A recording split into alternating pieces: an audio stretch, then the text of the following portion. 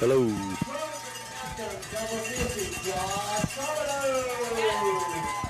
Hello. Can you hear me? I got static. Can you hear me? Yeah, I had. Got static. Yeah. Yeah.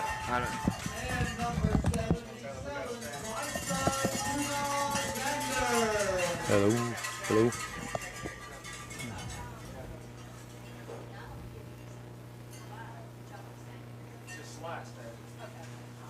Hello. Can she hear me? Oh, okay. I just couldn't hear you. And you couldn't hear me?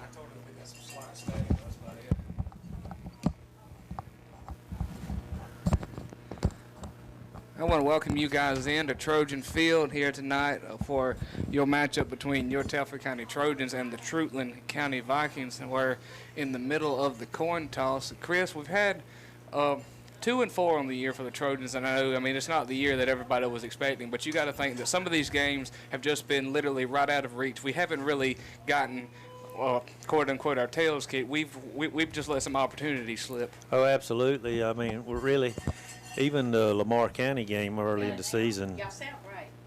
We just can't hear each other. Yeah, we just can't hear each other. Y'all can't hear each other? Mm-hmm. But like you were saying, yeah, the Trojans have been in every game this year.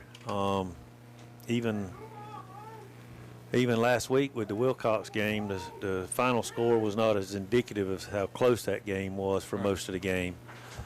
So like you said, the out there for the coin toss, the captains for the Trojans is number 60, Cohen DeLoach, number 77, Christen Tuga Zanders, number 55, Hall White, and number 50, Josh Charbonneau.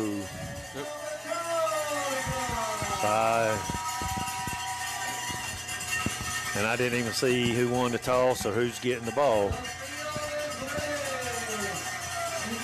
Go over to starting lineup right quick for your Telfair County Trojans. On offense, number 12, wide receiver Daryl Neelums. Number 25, wide receiver J.D. Sutton. Number 7, wide receiver Sterling Wilcox. Number 13, wide receiver Braylon Womack. Your running back is number 8, Kalen Faison. Quarterback's number 5, DeCardia Ellis. Your line, left tackle Hall White, number 55. Left guard, number 73, Caden Blackwell. Center is number 60, Cohen DeLoach. Right guard, number 77, Christen Zanders. And right tackle is number 52, DeKevian Hall. And you might be noticing, if you follow the Trojans all year, there's some names missing from this start lineup. I think from the actions of last week, we've got some that are suspended this week. Oh, yeah. And then on defense, your DBs, number 1, DJ Jordan, and number 13, Braylon Womack. Your 2 outside linebackers, number 6, Duke Mincy, number 11, Darian Hall. Your inside linebackers, number 7, Sterling Wilcox, number 9, Jaquez Rowe. Your 2 defensive ends, number 55, Hall White, number 52, DeKevian Hall.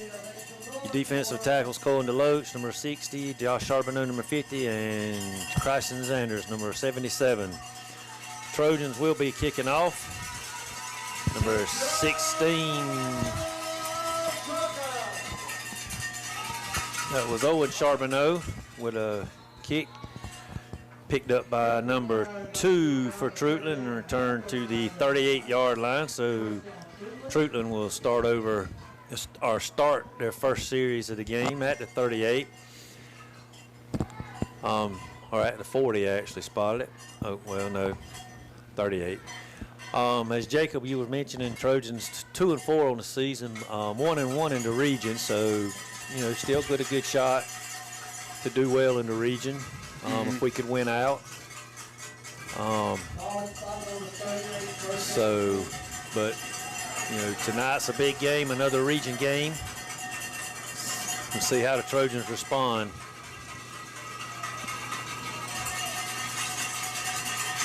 There's a snap to number 1. He drops back, and he hits number 3 on a wheel route out of the backfield, and he's all the way down to the 33-yard line.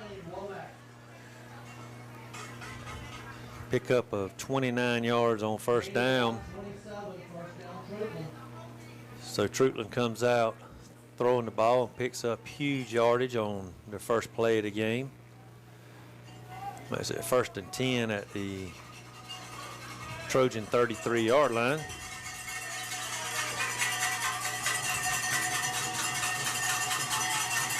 Hand off to number 5. And he tries to turn the corner, but picks up about 5, looks like. So it's going to be 2nd and 5. And, you know, for this Trojan defense all year, I mean, if you were to talk about a weak point in the defense per se, they have been much better of a defense at stopping the run. They have been caught lacking in the pass defense as well. But see, because with this first play here, if Treutlen actually gets a passing game effectively running this early, it's going to be a challenge for him. Oh yeah, yeah. The handoff to number 5 again. I tell you what, that's a big old boy to try to bring down. He's going to be about couple yards short, be 3rd down.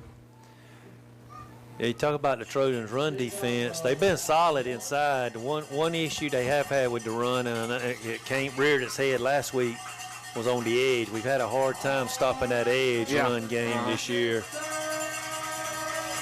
So it's 3rd and 3, possible 4-down territory here. Give it to big number 5 again, and the Trojans do a good job of wrapping him up. I'm assuming that play was called. We didn't mind that they were going to go for it on 4th down, so give him a yard, 4th and 2.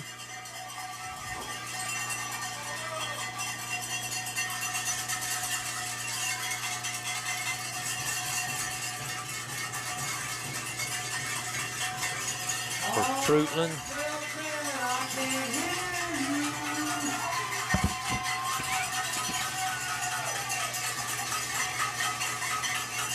Give it to number 5 again, and he's going to have the 1st down this time.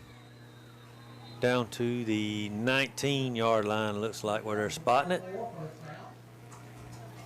Got to give all the props there to the Treutlen running back. You can see the Telfair defense are trying to drive him back with kind of a higher tackle. I mean, just using those legs. Yeah, you're not going to bring him down, hitting him high. No. Ball spotted on the 19-yard line of the Trojans. Approaching 3 minutes into this drive.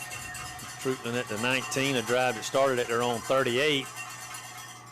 And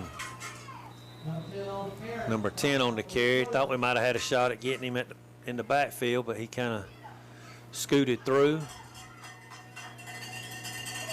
Picked up about 4, maybe 5.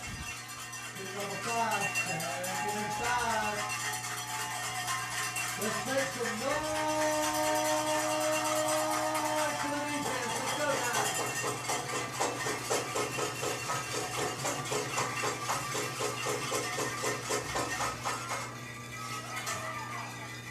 Here it is, going to be close to the 1st down. Looks like it's going to be about a yard short. Mark it at the 10, so it'll be 3rd and 1, looks like.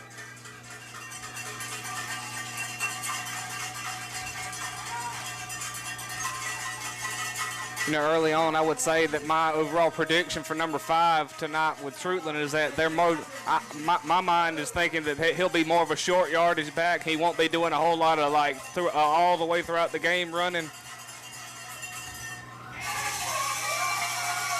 Trojans stopping for a short game, but it looks like it's going to be enough for the 1st down. Yep.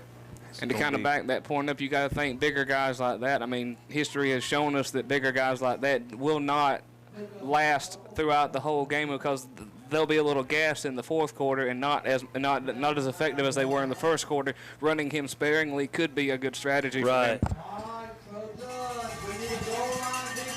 Yeah, he's not one you just see busting one for 60 yards. Looks like he's going to hit you for 3, 4, 5 at a time. Yeah. There he goes again. Good job by the Trojans. might have picked up a yard. In case y'all wondering, missing Clayton tonight. He's under the weather a little bit, so we send him our best wishes and hope he gets to feeling better and be back with us soon. Absolutely. So it's going to be 2nd and goal from the 7 for Treutlen, as they've had the ball for a little over 5 minutes now. Just a slow, methodical drive. Like I said, it started at their 38, and they picked up 33 yards on the first play, and everything else has been 4 or 5 yards. And this time he's going to break a tackle and get in the end zone.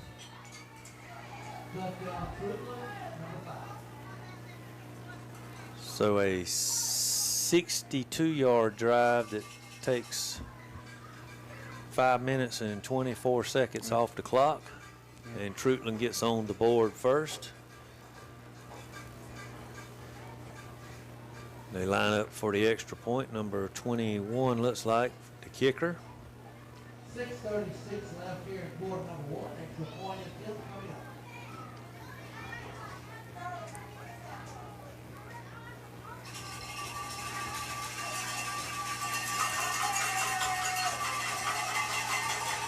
And the ball is blocked.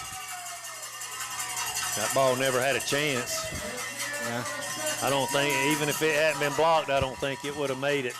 It was low, mighty low. Mm-hmm. So with 6:36 left to go in the first quarter, Treutlen's up 6-0 on a, as we said, a 62-yard drive.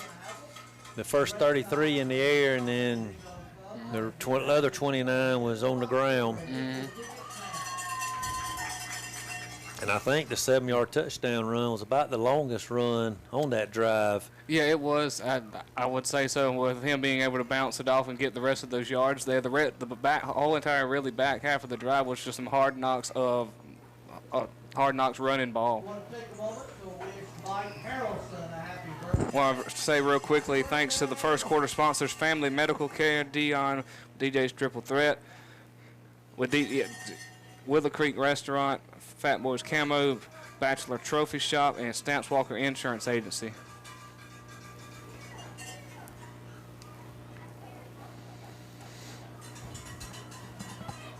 As we mentioned earlier, due to the circumstances of last week's game, the Trojans are without 3 starters this week.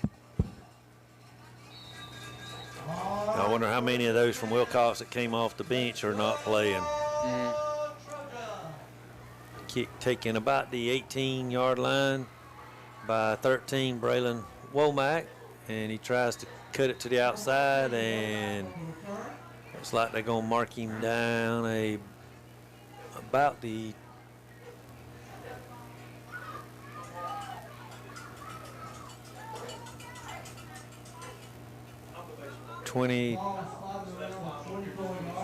24-yard line. So the Trojans start 1st and 10 with their first drive of the night. Well, did it have been slightly better field position if he hadn't have bounced it back out? Because it looked like he kind of went backwards when he bounced it out. He did. He kind of got bunched up there and then tried to bounce it out and go around that corner, and might have ended up losing 3 or 4 yards. Trojans' empty backfield is going to be a straight quarterback sneak. A quarterback keeper by Ellis, and he picks up, it's like 3 or 4 yards, 3 maybe. Mark it at 27. I know one thing for the Trojans that they need to do is have a big answering back drive here, because what Treutlen was able to do on their first drive of almost 5.5 minute drive, that cannot stretch throughout the night. Fakes to, and he takes a loss there back to the 25. He had number 6 open there.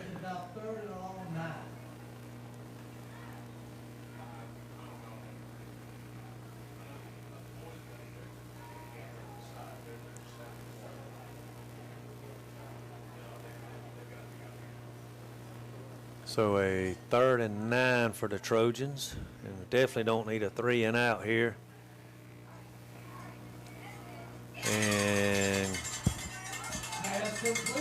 Gonna be a first down. Nice little play call there. Braylon Womack on the reception. Picked up 10, needed 9, got 10, so it's gonna be a 1st and 10 at the 35. Trojans keep the drive alive.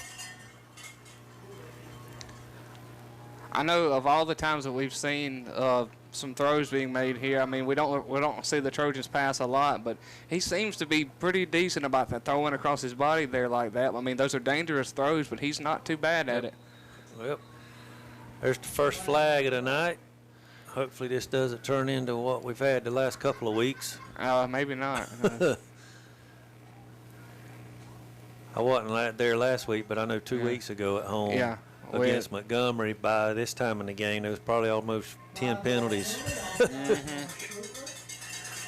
But offsides on Treutlen going to be 1st and 5. And for those who might have been wondering about like the total number of calls, because you know we finally just turned it into a comedy fest. I mean, overall I think it was 35 total penalties 2 weeks ago, so that cannot get anywhere close to that number this week. Handoff up the middle to, I think that's Keelan Faison, and he's across the 45 to the 46. It's going to be another Trojan first down. Picked up 6. Taking on the carry, 5-yard pickup. That's another Trojan. First down. And, you know, going into last week's game with Wilcox, you know that had to have been like a top of the bulletin board point to talk about coming into practice that week was how many penalties overall that were in the game. Well, exactly. We're not sure of how they were split, but that's just too many overall. Oh, absolutely. And snap to Ellis. He cuts it to the outside. He's going to have down to the 45-yard line. We got a timeout by Treutlen at the 4:12 mark here in the first quarter. It's going to be 2nd and about 1, so a pickup of 9.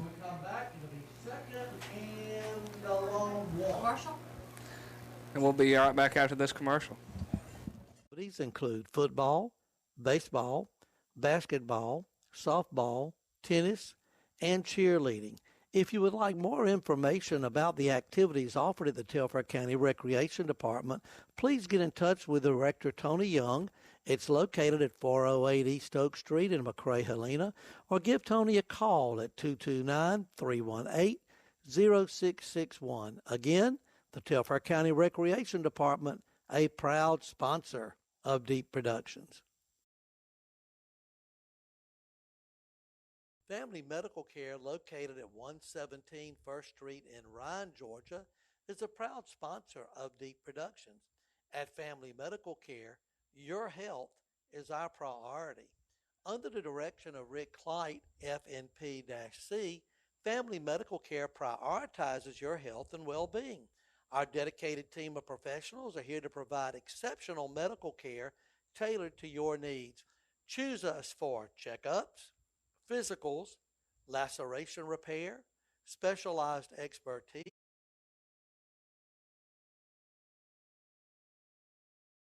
Back to Trojan Field as the Trojans come out of the timeout that Treutlen called on defense with a 2nd and 1 at the 45-yard line. Run straight up the middle, and he's stopped for no gain, and we got a helmet went flying. That was Tuga's. 3rd down and 1 from the 45. Trojans trying to answer Treutlen's touchdown drive. Just now going under 4 minutes here in the first quarter. A quickly moving first quarter. Not what we've been used to the last couple of weeks.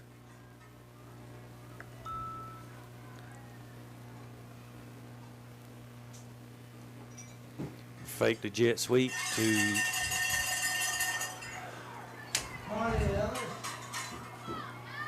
he had the first down and then bounced it back and ended up losing 5 yards or 3 yards. Yeah, I hate when something like that happens because, I mean, I know he's trying to make a play. Right. But still, you got the first down there. Go ahead and take what you can get. I see that right there is something that we've fallen victim to all season. But I mean, I know you see, of course, you can see this across all sorts of teams and at all different levels. I mean, they'll try to bounce it out, get a couple extra yards, but you want to get that. I mean, you want to just get right enough to have that first down, and then worry about making another play. I was finna say timeout. By the Trojans are going to take a timeout here on this 4th and 3. But you're absolutely right. You know where the sticks are at. You get the first down, get you 4 more downs, and then you know. But to me, that instance right there, that's not the time to try to make something out of something that's not there. Right. If you get exactly what you need, I mean, you can pretty much answer back with what Treutlen did in their first drive. I mean, you eat up precious seconds here. I mean, the longer you have it, the longer their defense is on the field. You can try to get them as winded as possible. Right. While letting your defense rest. Which a lot of our defense plays offense, so they don't get a lot. Right. I was going to say, I mean, there's probably little overlap. But really, yeah, probably blocking on that offensive line is a little bit different. It's a little different than playing that defensive line. Mm-hmm. And, of course, it's still really early in the game, well, we all know, but, I mean, just from how it's looked so far, I mean, if it keeps this pace, this game may turn out to be who has it last. Right. Yeah. You may not have to wait, like you said, the way that both teams are running the ball. You may not have many possessions, but the way the clock is, we had 2 move that time. Take your pick. Now he's going to punt.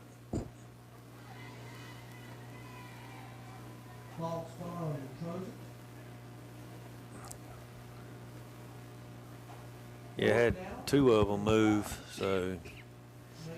But once again, you go back to not getting the first down to now you're having to punt, and Treutlen's not putting anybody back deep.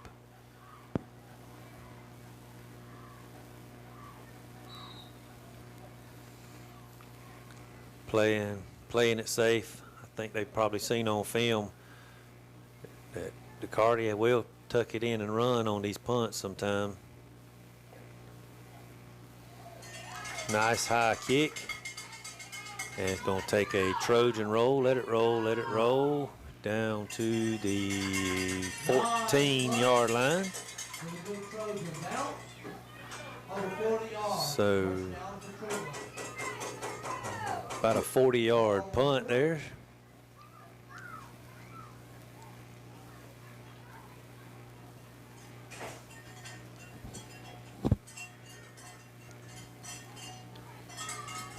So Trojans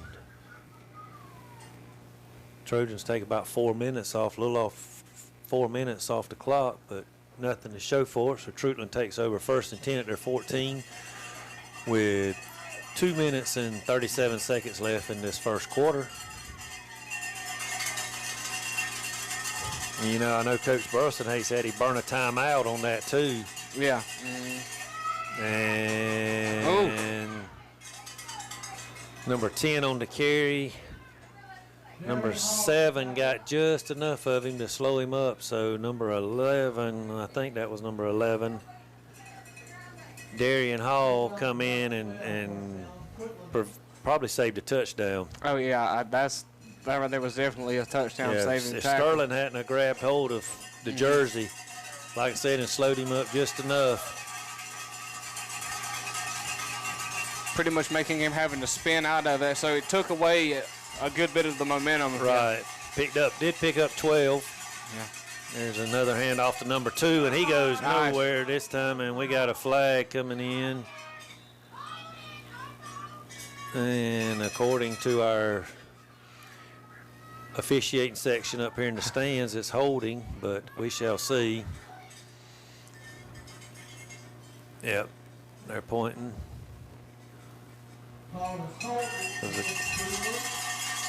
Good defensive play by the Trojans, though, stuffing that run. So they'll back them up 10, so make it 1st and 20. Be the first time tonight Treutlen's been in a Negative yardage. and long yardage to pick up. Yeah. All right, Trojans, and let's put them back further.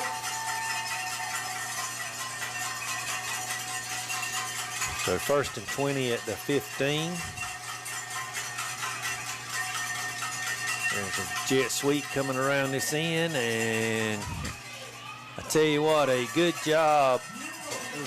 Great job by number 11 again. Even though he did not make the initial tackle, he strung that out far enough to let 3 or 4 of his teammates come in there and clean that up. That's Yeah, you're right. I mean, it was a good job of him taking a good necessary angle, chasing him toward the sideline. I mean, he came within inches of actually stepping out himself there and not even really needing the tackle, you know. That was Derry. That number left Darian Hall. Mm-hmm. So they actually end up losing a yard. So it's 2nd and 21.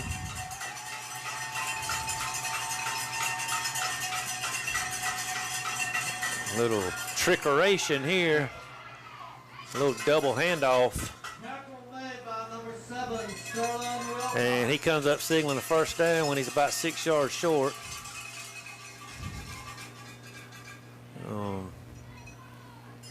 Actually, more than 6 yards short, about 8 yards short. As we're down under a minute left here in the first quarter. As we said, a pretty quick moving first quarter. They will have to run a play as there's 25 seconds on the play clock.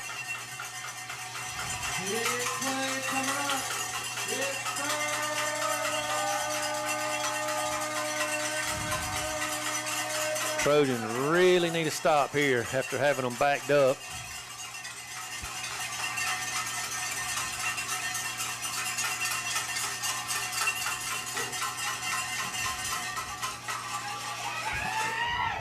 And they're going to pick up the first down.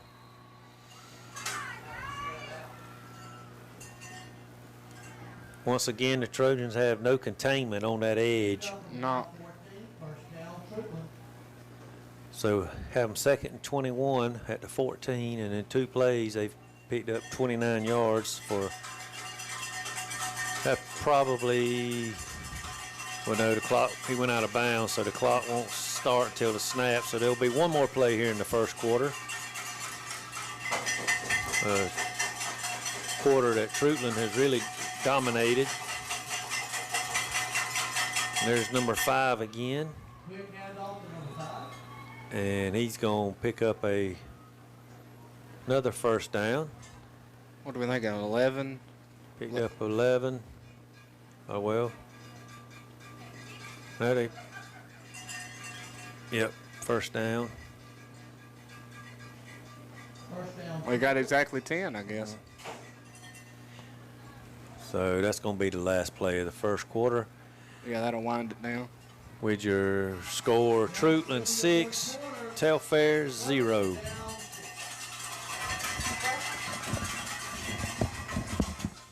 Weight loss. Their hours are Monday through Friday, 9 a.m. to 6 p.m. They're closed on Saturday and Sunday. Rick Clyte, FNP-C, in charge of Family Medical Care, welcomes all visitors. Family Medical Care, again, located at 117 First Street in Ryan, Georgia. You can give them a call at 229-385-3000, or you can check them online at www.familymedicalcares.com. Family Medical Care, a proud sponsor of Deep Productions.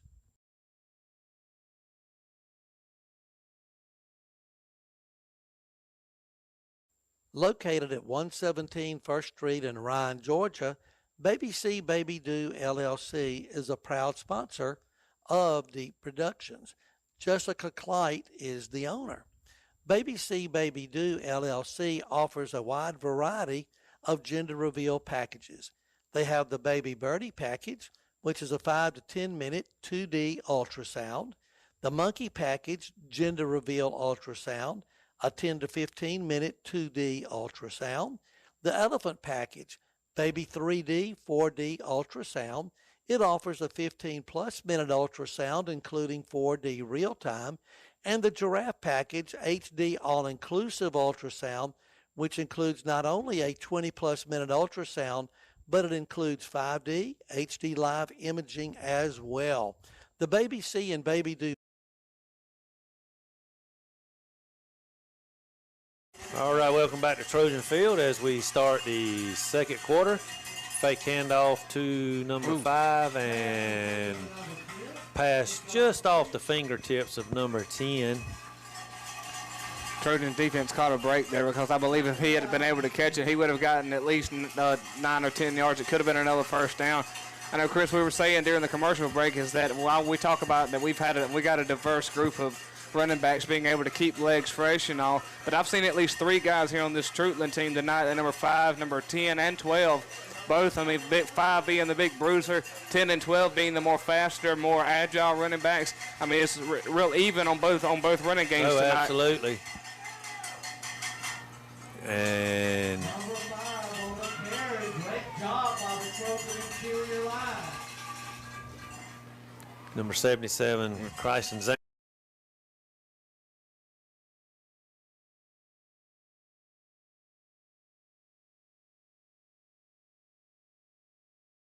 See if the defense can get a stop here.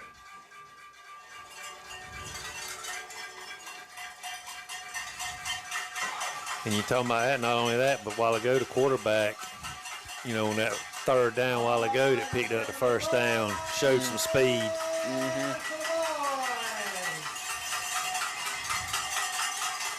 So 3rd and 10, he fakes the handoff. And He's going to cake it himself. Once again, we got a flag coming in way back here. I think we got a hold way down the field. That's going to bring it back.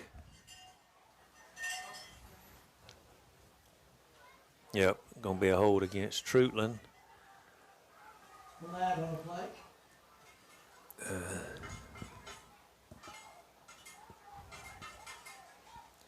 So Trojans catch a break, even though I think it's marked from the spot. It's still going to be 3rd and 10, looks like. Or maybe 3rd and 11. There's a hold against Treutlen. 15 started out. Basically, I'll just take it right back to the line of scrimmage, looks like.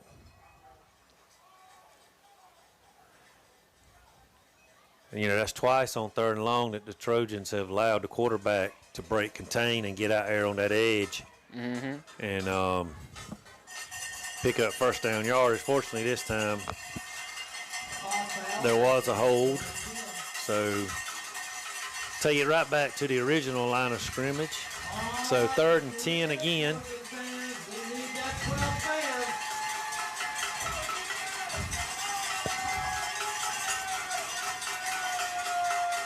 Wouldn't be surprised to see them run the same thing. Little inside handoff to number 12 and Flag on the play. a flag. Yeah, on the far side over there. Might be another hold. Let's see if we can. Or Another penalty flag. Yeah, Josh Charbonneau is symboling hold there. I don't know if he's indicating he was the one being held or if he saw the hold.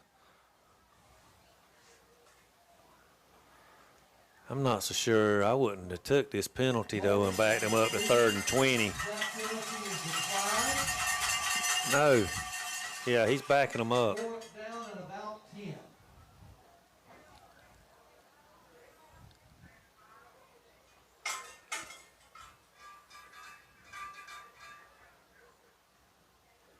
Yeah, I'm finna say I would take the penalty and Correction holding against Treutlen. back them up from the, so make it 3rd and 20. Yeah. Because they picked up about 4 or 5, so, you know, probably would have went for it, I imagine. Most likely, and with the types of running plays that they have converted on tonight, you definitely want to back them up and make them have to pick up as many yards as possible. Absolutely. Probably around the 43-yard line. Yeah. 3rd and long. Let's go, Mighty See what Treutlen does. Drop back and hits it out here to number 10 and about back to where they were from 4th down a while ago. Tackle made by number 1, DJ Jordan. Number 10 on the reception, DJ Jordan on the stop. So Pick up is 11. 4th and about 7. Down for Treutlen. Picked up about 13. Looks like they're maybe bringing the punt team in.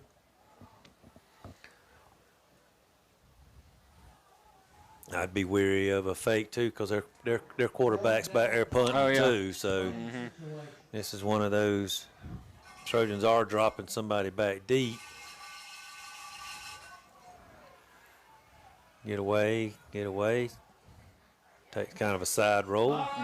So the Trojans do get a stop and going to take over 1st and 10 at the 23-yard line, looks like, with 9 minutes and 47 seconds left to go until half.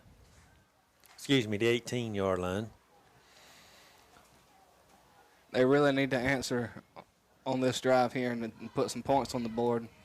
Yeah, they had a pretty decent drive going that first time, and then Jacardi tried to pick up some extra yardage and end up losing what would have been a 1st down, and then we false started, so ended up having to punt.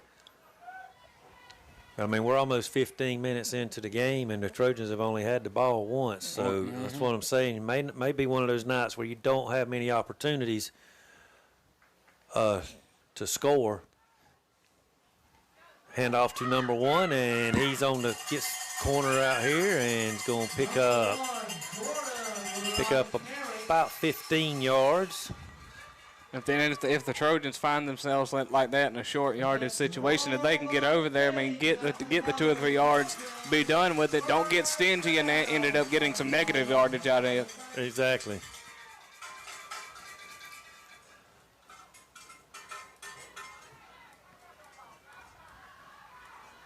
So 1st and 10 at the 33-yard line for the Trojans.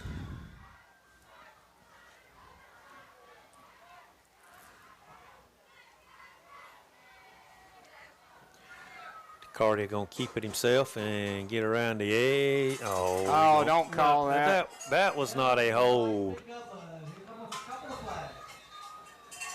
I'm not sure what he saw back here, but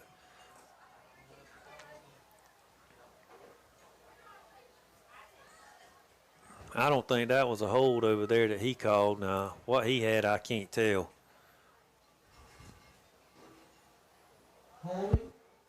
No. If they're referring to that over there, I don't think so. No. We'll repeat 1st down.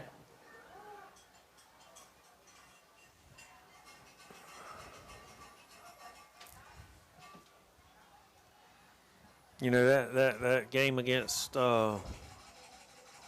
Montgomery where we had the 35 whatever penalties called, I don't know how many of those were holding, but there was a bunch of them. Yeah. We seem to be getting a lot of holding calls called against us this year. Some of them were, but a lot of them just look ticky-tacky. I agree. Pass incomplete. Pass intended for Braylon Womack, but really not a lot of room over there as he rolled to the near sideline. And if you notice with Dakari, not a lot of straight drop back throws. Everything, the majority of his is him rolling left or rolling right. And I don't know if the purpose of that is for him to, if he needs to tuck it in and run or what, but you don't see a lot of straight drop back passes. Yeah, you're right, and I would actually like to see something like that. I mean, let him drop back in the pocket, look around for a minute, try to go through some reads, and then if he has to bust it out, do so, you know. See, and there again, rolling to his, hit Braylon right in the hands, and he dropped it. And another thing, and I know this is DeCardia's first year starting quarterback, and he's done a really great job, but if you notice, a lot of times if his number one receiver isn't open, he'll tuck it in and go instead of going through progressions and looking for another open receiver. Which is exactly why I would like to see him take some more time back there in the pocket before he decides to tuck it and run out, roll out, or either take it up above between the tackles. I think if you keep him in the pocket, he can get a better visual of the field because when he's rolling, really he can only see one half of the field. We're going to hand it off on a reverse, and we got a Number 13, one back on the carry. looked like might could have been a face mask. It was really hard to tell. He did grab him up high. I was sitting here wondering maybe if it might have been a horse collar, or if it might have been up more high toward the face. He had him in the front. In the front, okay. Yeah. We got a cramp. Looked like a cramp. Can't tell who that was that went down. Injured player on the field. So after a promising start to a drive, the Trojans, due to a holding penalty, are going to end up having to punt. Yeah, you're right. You want to take a quick break? That's fine. Yeah.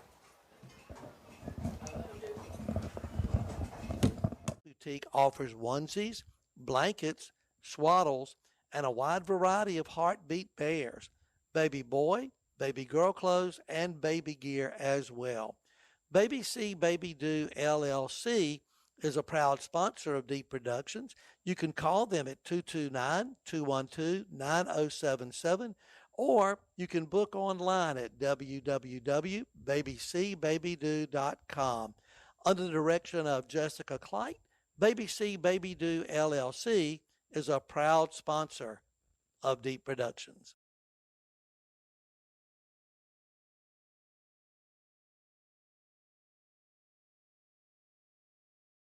Gage Harrelson Contractors LLC, a proud sponsor of Deep Productions, is ready to help assist you with any of your general contractor needs. Their services include framing, fencing, gate installation, flooring, subflooring, underpinning, painting, roofing, plumbing, trim work, siding, or any other work you've been wanting to get done.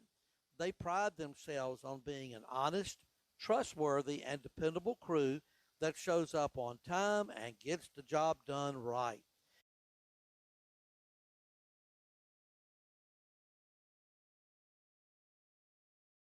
Welcome back from the injury timeout. The injured Trojan was number 13, Braylon Womack.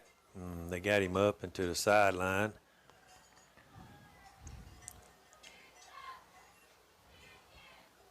Trojans in punt formation on 4th and 14. Good snap. Carty gets a high punt away, and it kind of takes a sideways and then a backwards roll. Going to go out of bounds at the 40. Well, he marked it at the 44. I thought 43, but so Treutlen takes over on the 44 with a first down. So while we got a break in the action, I would just like to, I wasn't on the broadcast last week, but I would like to congratulate, first of all, our middle school football team on a great season. They came up a little bit short yesterday in the championship game at Treutlen, but runners-up in the region. So congratulations to Coach Stone and his staff and his kids. And congratulate our middle school softball team on a 18-0 season and winning the championship week before last. So with a hard. And I'm sure you were quite proud to be part of that effort. Oh, absolutely. Yeah. There's a pitch to number 2, and he's brought down by number 15, Jakelvius Grissett. Well, and before we forget, let's thank the second quarter sponsors: Telfair County Farm Bureau with Clayton Henderson and Tanya Fowler as your insurance agents, Golden Isles Healthcare, Riles Drugstore, Sunny Smiles Pet Grooming, Joy's Florist and Gifts, and Puck's Grill on Wheels.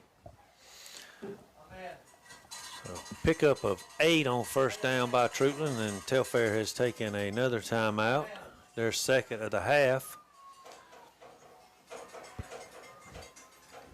But yeah, getting back to our Lady Trojan middle school team, they a great group of young ladies we had. Like I said, to go 18-0.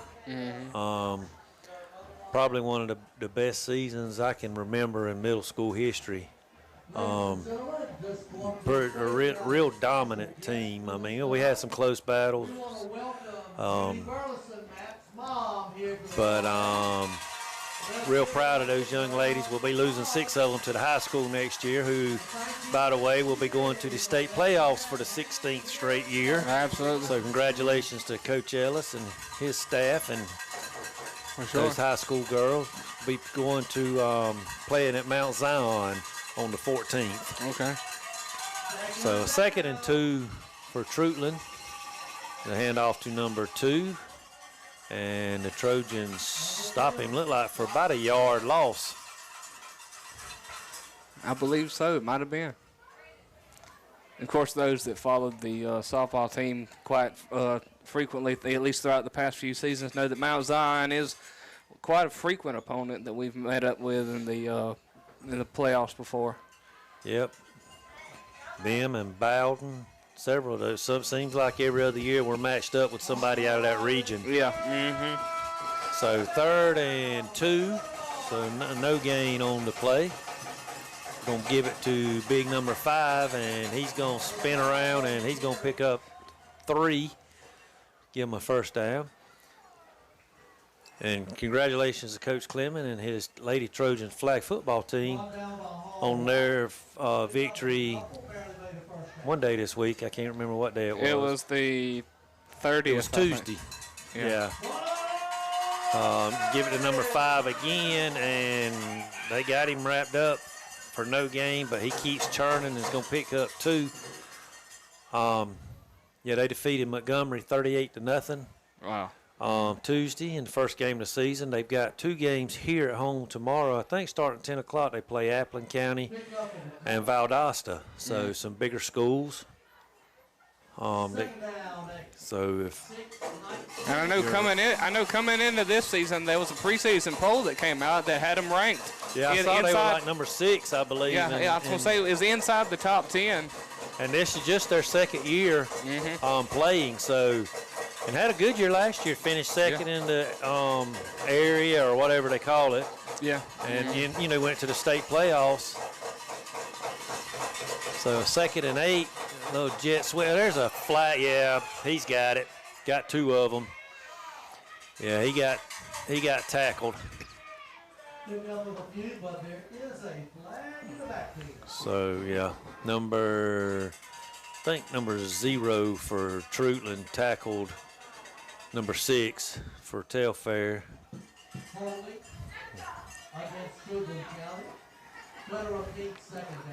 So it's going to be a 10-yard penalty.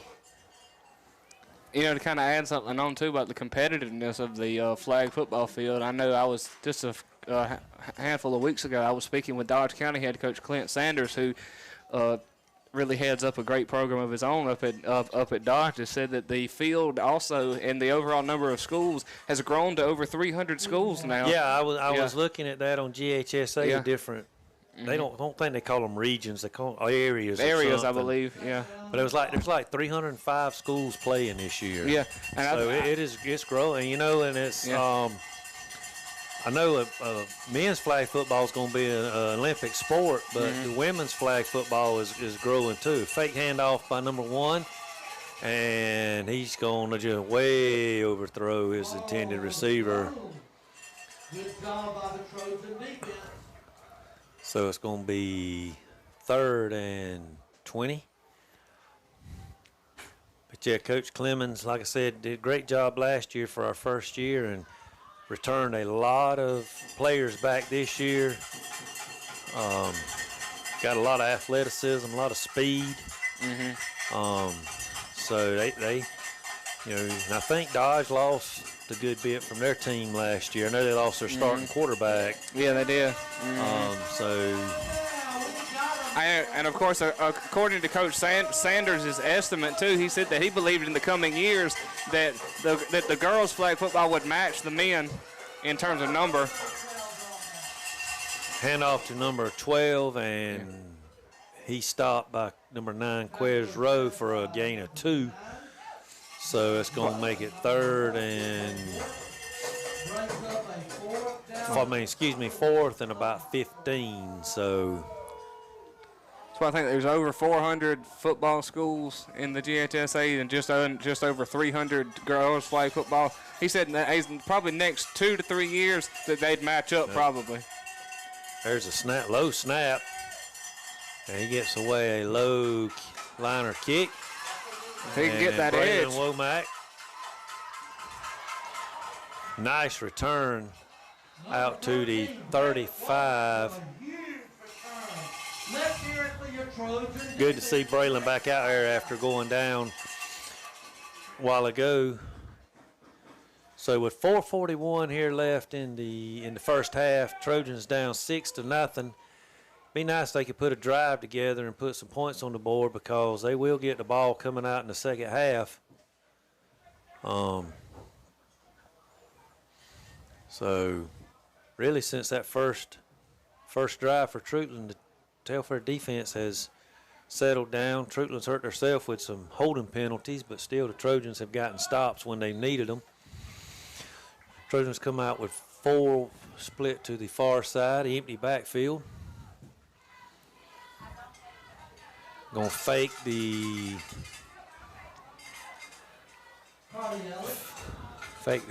screen out there and took it. Once again, looked like he could have picked up a few more yards if he had kept going straight instead of trying to cut back.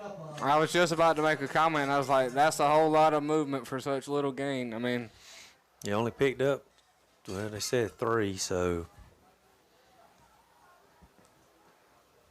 make it 2nd and 7. I wasn't so sure that little cut back to the right was necessary. I think he could have had 5 or 6 if he had stayed true to his handoff to number 8. Keelan Faison, and he stopped for maybe a yard. No gain, excuse me. They mark it no gain. So it brings up 3rd and 7. Trojans really need to pick up a first down here. Got 2 split near, 2 split far, 1 in the backfield. And there.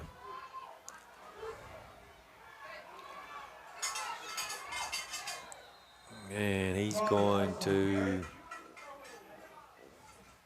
actually step out of bounds back at the original line of scrimmage. So we'll bring up 4th and 10. 4th and 10.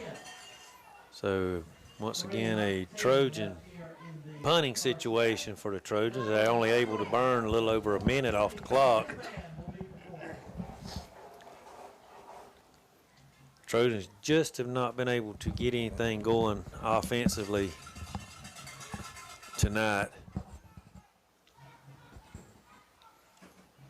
I doubt we've got 100 yards of offense in this first half. Probably not. There's the snap.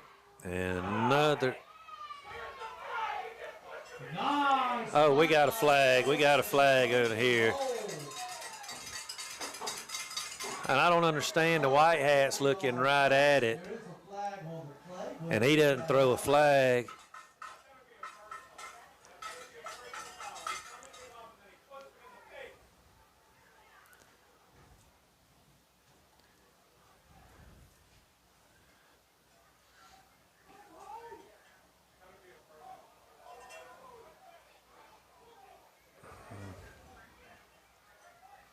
I mean, I just don't understand.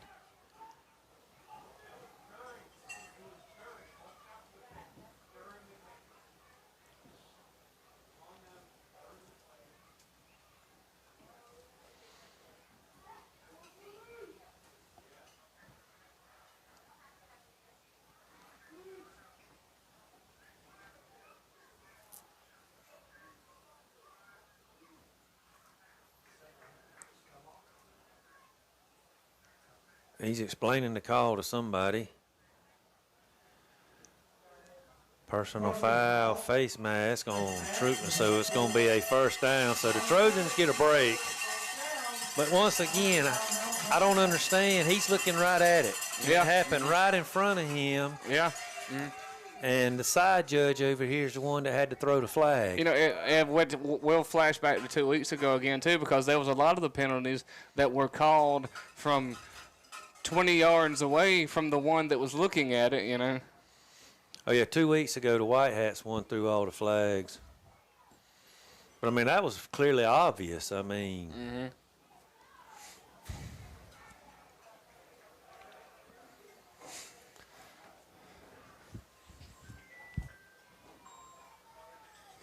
And I was beginning to wonder, too, if they were going to call it to where it was going to be marked off at the end of the run, you know, back them up down there, if they were going to say it was, you know, after the kick or whatever, but it was before the kick. So 15-yard penalty puts the Trojans with a 1st and 10 at midfield with 3:11. Let's see if the Trojans can take advantage of that costly penalty by Treutlen. Cardia gets the snap, drops straight back, and he's going to take off. Ellis on a sea of green gained a nice play. See, that right there was a much better run by DeCardia there because he didn't try anything fancy trying to cut back and get around somebody. He saw a hole, charged through it, and, I mean, he got tackled where he got tackled. I mean, he wasn't. That's the thing. Yeah. For most part this year, he's done a good job of that. I'm going to have a timeout by Treutlen of getting what he can, you know, especially when he gets on the edge. He get what he can and get out of bounds to avoid, you know, taking those hits. But, you know, once again, a good pickup, picked up about 7. But it looked like to me his initial read was not open, and instead of looking at all other receivers, he decides to bolt. He tucks it in and runs. Yeah. So with 2:44 left to go in the first half, Treutlen uses their second timeout. You know, on the flip side of things, if he is going through most of or all of his reads, he's doing it awfully quick. Yeah. Yeah. Yeah. I don't think he. I mean, because it's happening so fast because you've got to automatically assume that he's not doing it all, you know. And it could be where he's told if the first one's not there, take off. Yeah. You know, I don't know.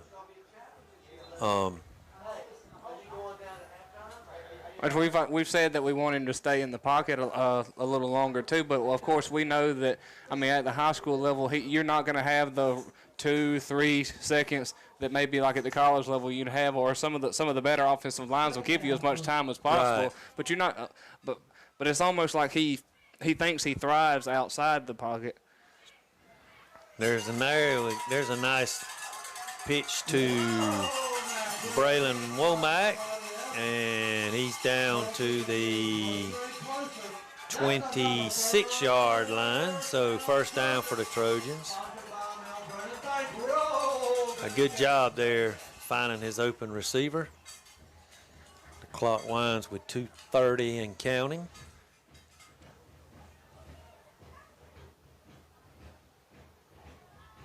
Fake the handoff, and he's got tiptoeing. He stepped out at the 14-yard line. First down. I was really afraid we were going to get a hold out here on the corner. What are we thinking? 14, 15? What is it, 14, 15? Looks like the 14-yard line, so first and 10 at the 14.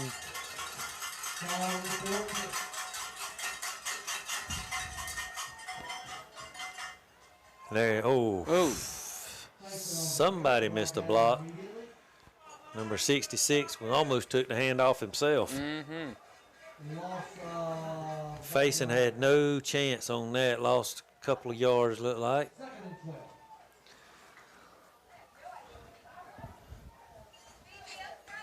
So we're under 2 minutes here in the first half. Trojans with one timeout left. I figured if I was DeCardia and I saw him coming around that edge, I would have took the ball. I would have took the ball back and did made something happen. Dropped straight back, and is going to have to get what he can. Ellis on the carry.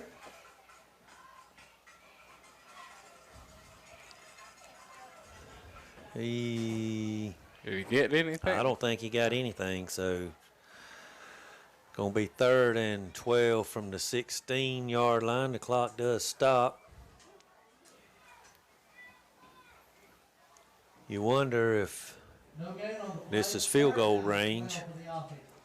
I know he kicked that one against Montgomery. It was, what, about a 28-yarder or something like that? I think. So right here you're looking at about a 34-yarder.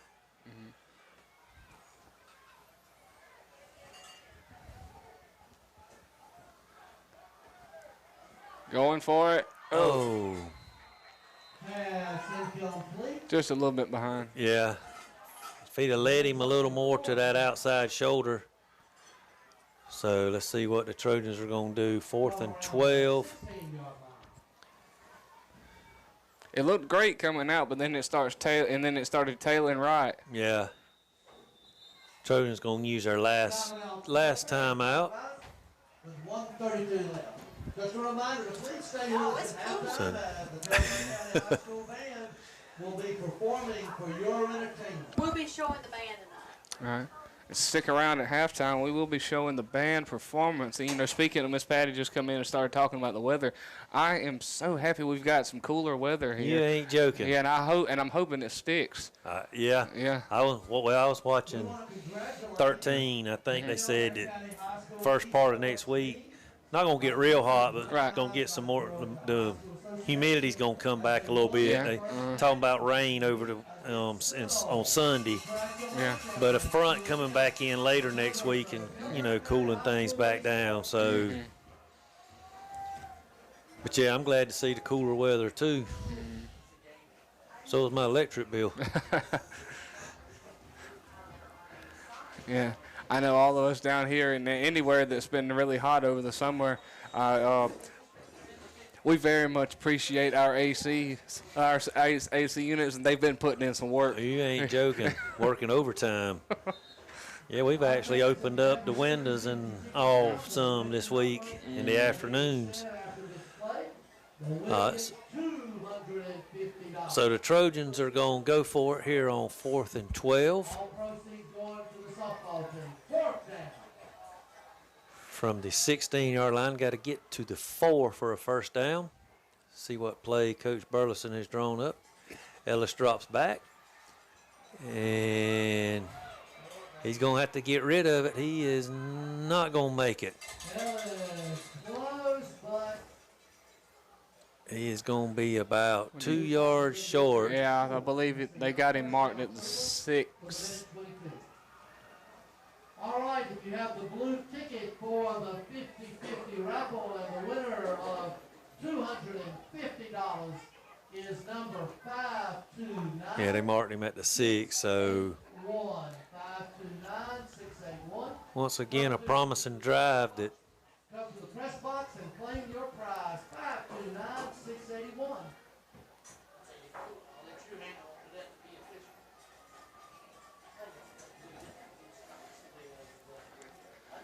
Be a turnover on downs. Small bright side is that the Trojans have breathing room. You got to be 94 yards for yeah, Treutlen. you just don't need to give up a big play. And oh, good job by Charbonneau. He makes the first contact with the runner and holds him up to let the cleanup crew come in and finish up. So yeah, you're exactly right. One thing I like about Coach Macella's defense, of course, is, I mean, you get somebody there to at least stop the momentum. They're waiting for everybody else to swarm in. I don't imagine Treutlen's going to get too fancy here with 45 seconds left till half. Probably run one more play and then take that sit unless they pick up something big. No, we won't. You want to meet Coach Deloach maybe at halftime at the maybe in the concession stand here? I think it was. What's that number? They're going to let it run down as far as they can. You got a wood? Okay, he'll meet you at the concession stand. There's another handoff to number 5, and that will probably take us to the halftime.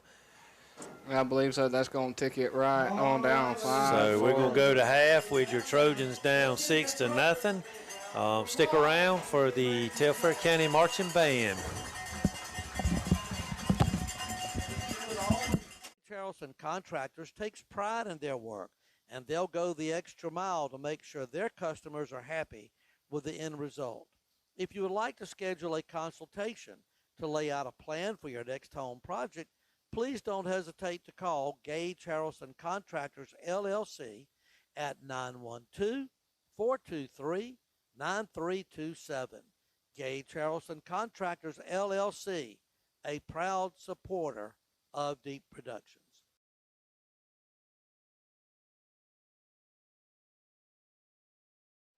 Graham Farms Insurance Agency Incorporated, located at 831B South Peterson Avenue in Douglas, Georgia, is a proud supporter of Deep Productions. Graham Farms Insurance Agency offers a wide variety of auto, home, and commercial insurance. Such coverages as long haul and short haul and bobtail coverage is available. Commercial lines, commercial transportation, commercial property, general liability, workers' comp, personal lines, auto, homeowners, mobile home, off-road vehicles, and more are a sample of all the insurance services Graham Farms Insurance Agency Incorporated offers. It's been in service for over 30 years, so give them a call for your insurance needs at 912-384-6200.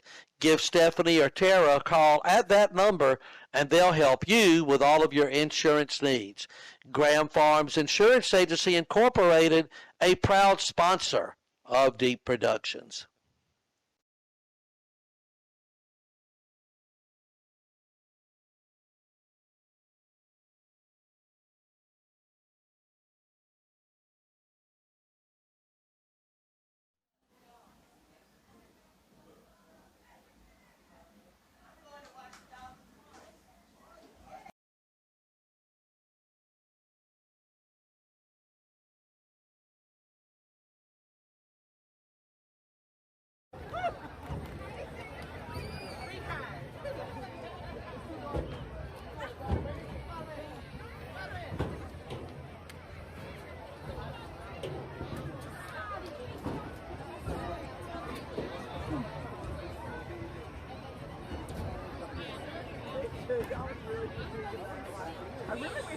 Good evening, ladies and gentlemen.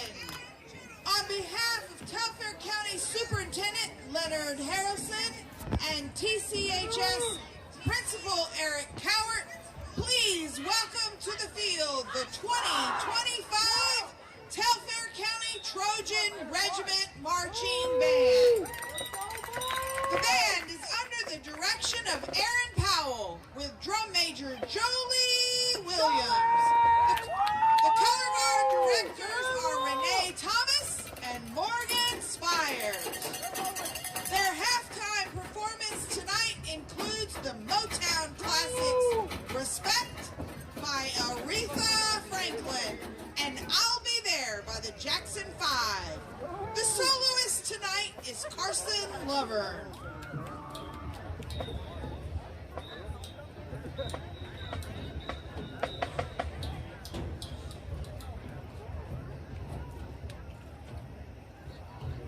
Drum major Jolie Williams, is your band ready to perform?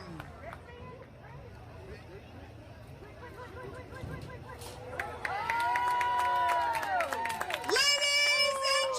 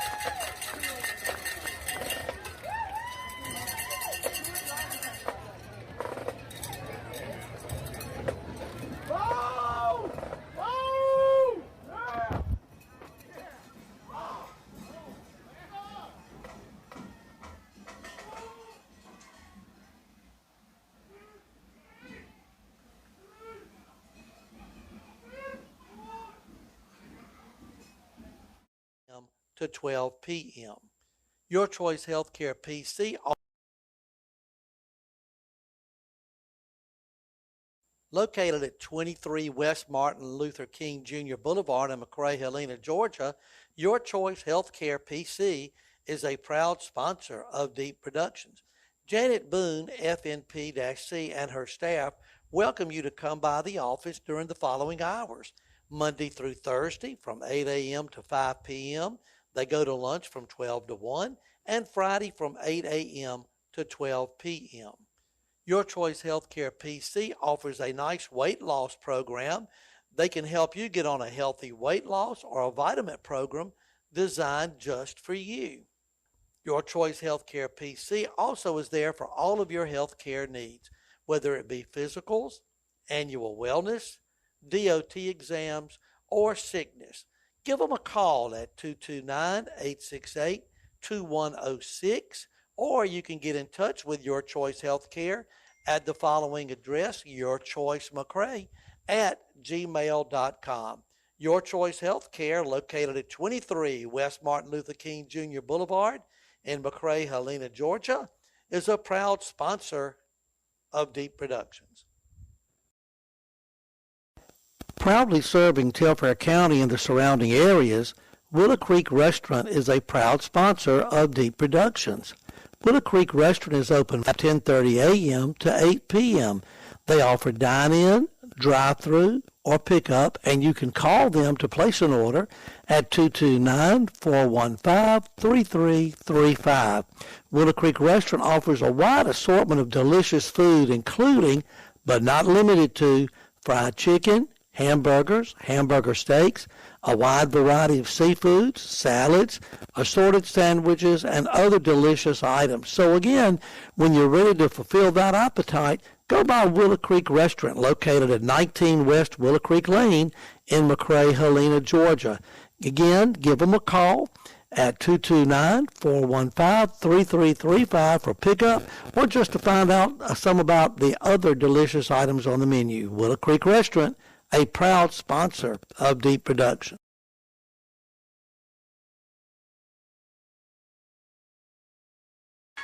Fat Boys Camo is a proud sponsor of Deep Productions. Looking for the perfect spot to shop locally? Fat Boys Camo in McRae, Helena has you covered. Whether it's a custom T-shirt or hat for the big game, or team shirts for Telfair, Dodge, Jeff Davis, and Wheeler, they got them all. Need a gift? You'll find jewelry, bags, candles, and much more. When it's hunting season, they've got the gear you need, from hunting apparel to Georgia boots, even shelters and carports. That's correct. Steve can customize the perfect one for you. So get in touch with Fat Boys Camo at 170 South 3rd Avenue in McRae, Helena, or give them a call at 229-868-5565. Fat Boys Camo, your one-stop shop for it all, and a proud sponsor of Deep Productions.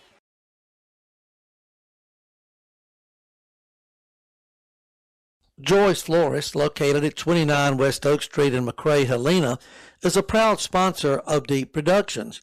Joyce Florist specializes in all areas of floral design and offers a wonderful selection of arrangements that will fit everyone's need and occasion. Joyce Florist is committed to providing her customers with nothing less than perfect floral products, backed with service that is fast, friendly, and experienced. The perfect flowers for all of life moments, you can find those at Joyce Florist. Joyce Florist operating hours are Monday through Friday, 9 a.m. to 5 p.m., Saturday, 9 a.m. to noon, and closed on Sundays. You can call Joyce Florist at 229-868-5200, or check out our website, www.joycefloristmccrae.com. For all of your floral needs, get in touch with Joyce Florist, a proud sponsor of Deep Productions.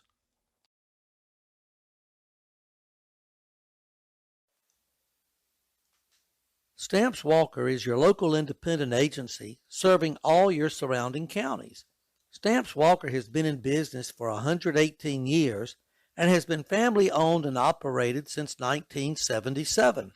Stamps Walker can meet your insurance needs through a variety of companies, such as Auto Owners Insurance, who has been with us for 25 years, Progressive, Allstate, Grange, Southern Trust, foremost and nationwide.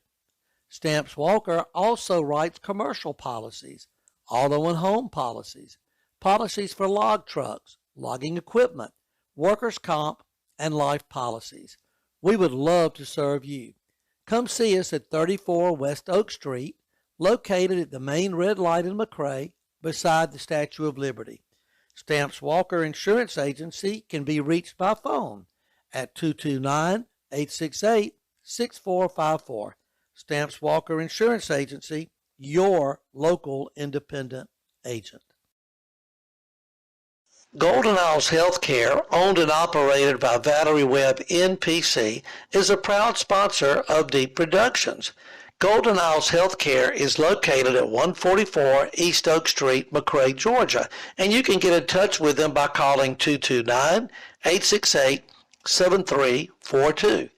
Golden Isles Healthcare provides services for sick patients, all primary care needs and urgent care needs such as laceration repairs, x-rays, wound care, IV administration, and more. They also provide primary care, urgent care, acute conditions, chronic conditions, wound care, hormone replacement therapy, and weight management. Golden Isles Healthcare allows walk-ins. They're very welcome. Appointments are optional but not required. Golden Isles Healthcare office hours are Monday through Saturday, 10 a.m. to 4 p.m. Give them a call at 229-868-7342. Golden Isles Healthcare, a proud sponsor of Deep Productions.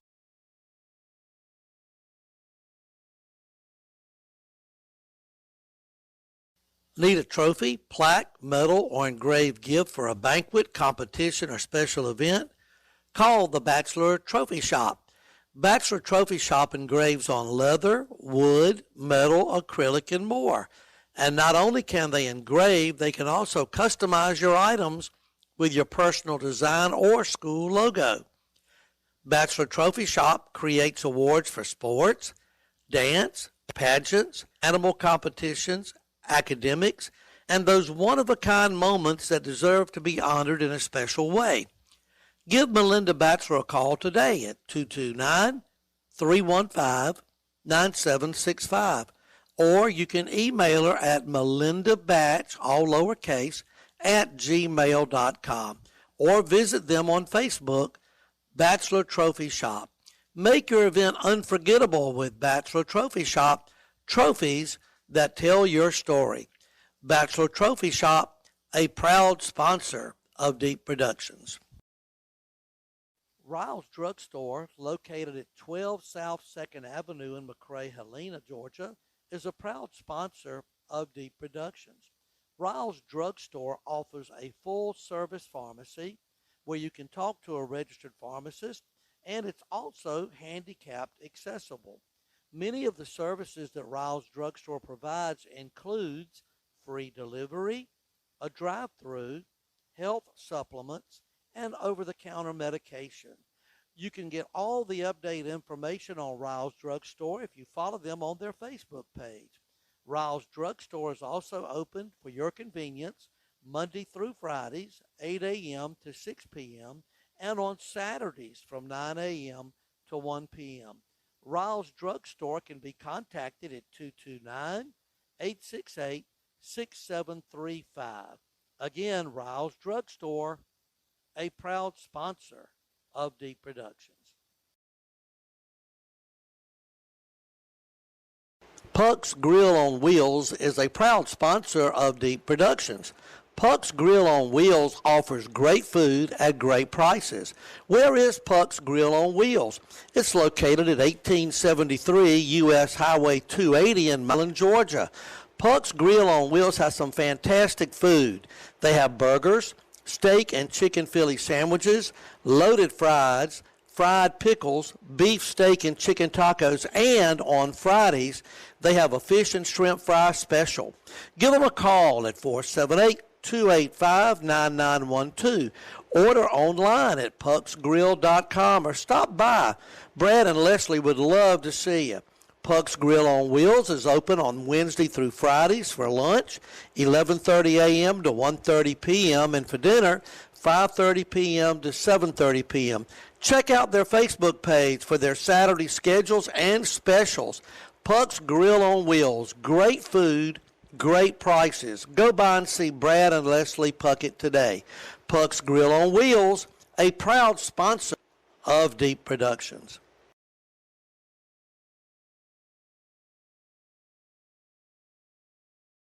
LG Custom Services, located at 3 3rd Avenue, Suite 9 in McRae, Georgia, is a proud supporter of Deep Productions.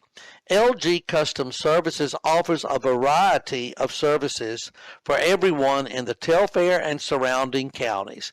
LG Custom Services offers custom T-shirts, auto decals. There's a notary public on site. Also, they offer graphic design and printing services. Need your taxes filed? LG Custom Services offers Tax Pro services, DOT services, business startup, consulting, legal documents, and more. Still haven't filed your taxes? LG Custom Services can help you e-file your taxes up until October 17th. They also can assist in filing sales and use taxes and 2290s for heavy vehicle use taxes.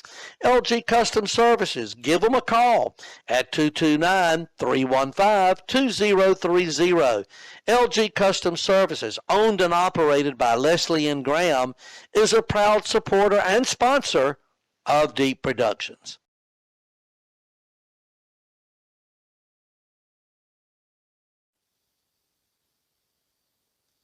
Sunny Smiles Pet Grooming, LLC, located in Milan, Georgia, is an affordable one-on-one pet grooming business. No matter the job, big or small, your dog will be looking, feeling, and smelling better when they leave Sunny Smiles. At Sunny Smiles, we use dog products designed to clean and hydrate your dog's skin and coat. Sunny Smiles serves Telfair, Dodge, and surrounding counties. Go to Sunny Smiles Pet Grooming LLC Facebook page to find out more information regarding prices and up-to-date information. Book your appointment by calling or texting 229-212-0344. Sunny Smiles Pet Grooming LLC, owned and operated by Sarah Walker Deep, is a proud sponsor of Deep Productions. State Farm Insurance, located at 21 South 2nd Avenue in McRae, Helena, is a proud sponsor of Deep Productions. You deserve to get good service and great rates. At State Farm, you'll get it, and they're here to help.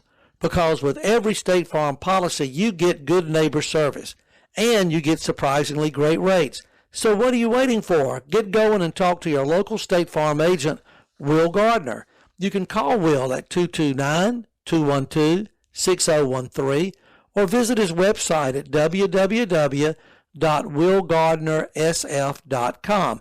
Operating hours for State Farm Insurance is Monday through Friday, 9 a.m. to 5 p.m. Feel free to go visit Will at 21 South 2nd Avenue, McRae, Helena, Georgia. Like a good neighbor, State Farm is there. Individual premiums will vary by customer. All applicants subject to State Farm underwriting requirements. State Farm Insurance, a proud sponsor of Deep Productions.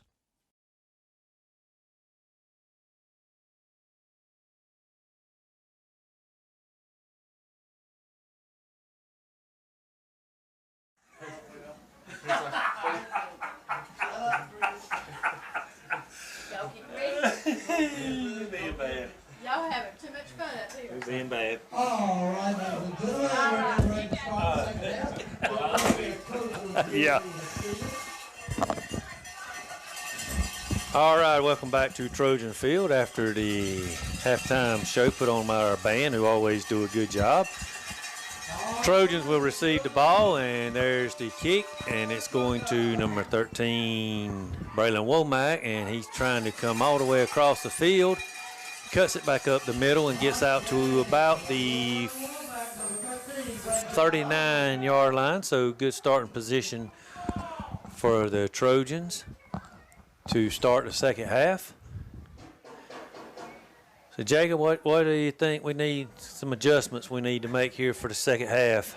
Well, you know, just as we said or just as we said off the air whenever we went to halftime, it's a defensive field game. I mean, you want to go in here, you want to try to limit the mistakes as always. That's everybody's point. But also, you want to go through here, you don't want to get too fancy. You want to go through here and get the yardage that you need. And, I mean, just try to eat some clock, a lot like how Treutlen did in the first drive. So I do believe that just small little tweaks will get you a better half. Their first play, and Ellis picks up about 2, looks like.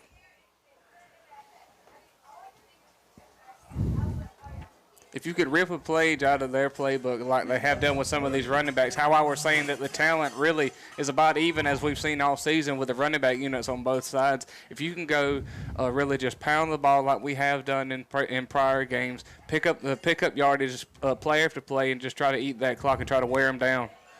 Well, if you notice, most of the running plays tonight has been Ellis. We haven't really – nice catch for Womack. And he's going to be about a yard short of the first down. No, they call him first down. That was a heck of a catch. That's another first down. Telfair. Montgomery back. Not running back, excuse me. But what I was saying about the running game, and I know we're missing one of our starting runners, but it's been mostly DeCardia on the run tonight. That's true. There's a handoff to number 1. And he's going, there's there's flags everywhere. Number 66 for Treutlen hit him about 5 yards out of bounds, so we're going to get 15 tacked on to that run. I know Mr. Deep was saying right before we came back from half that you got DJ Jordan, who's also been a good runner so far this year. I do believe, is that his first carry? That was his first carry. No, he had one other carry, I think. Yeah. I think that last drive we had, or next to the last drive, he picked up 15 yards on the carry. So I think that was his second carry. Yes, okay. But he's real elusive, real shifty.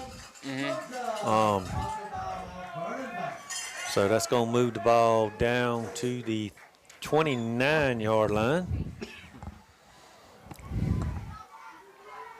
So 1st and 10 for the Trojans.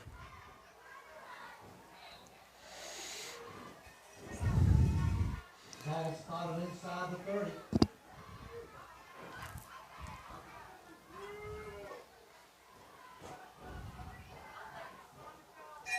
There's that fake screen, and there goes DeCardia down to the 15-yard line. Let's keep those chains rolling. So pick up a 14. Gonna bring up a 1st and 10 at the 15-yard line for the Trojans.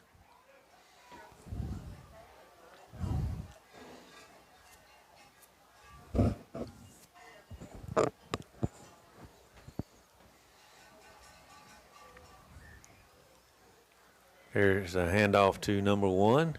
Jordan on the carry. And he gets down close to the 10.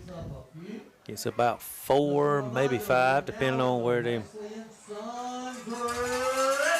Like they're going to give him 4 on the carry. I know when it comes to the passing game for the Trojans as well, I know we mentioned in passing here and there that we would like to see DeCardia kind of stay in the pocket a little bit longer, try to take the time to go through his reads, don't really check down to his number 1 guy. We want to try to find something that's open and try to make the passing game work, ease it in along with those running plays. Right.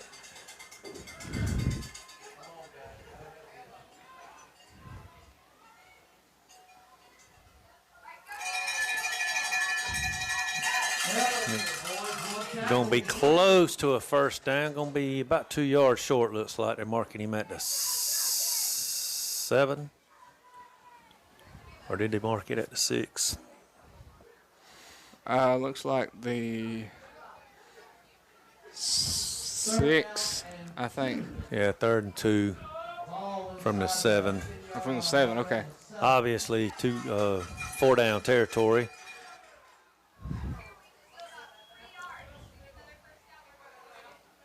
Oh, did he jump? We're going to get a timeout. from Treutlen. We'll be right back after this timeout. Riles Outfitters, located at 12 South 2nd Avenue in McRae, Helena, is a proud sponsor of Deep Productions. At Riles Outfitters, they're always getting new arrivals. At Riles Outfitters, you can find a wide selection of tops and tees, jewelry and accessories, and you can shop for men's clothing. You can also find the Sweet Grace products, Swig products, and of course, children's clothes. They offer free shipping throughout the United States. Additionally, at Riles Outfitters, you can find a wedding registry and you can shop their shoe selection. Again, their motto, may your heart and closet always be full. They're open Monday through Fridays from 8 to 6 p.m. and Saturdays from 8 to 1. You can get in touch with Riles Outfitters by giving them a call at 229-868-8400. Go online at rilesoutfitters.com, Facebook at Riles Outfitters. All right, welcome back. Trojans facing a 3rd and 2 at the 7. 9 minutes, 8 seconds to go here in the third quarter. Trojans down 6-0, and there's a handoff right up the middle, and DJ walks into the end zone basically untouched. So Trojans get on the board. Nice drive, a 61-yard drive here to open up the third quarter. And that right there While is we're waiting on the extra point, we want to give a shout-out to the class of 1975 celebrating 50 years. There are some of them here at the game tonight. Appreciate them coming, and congratulations.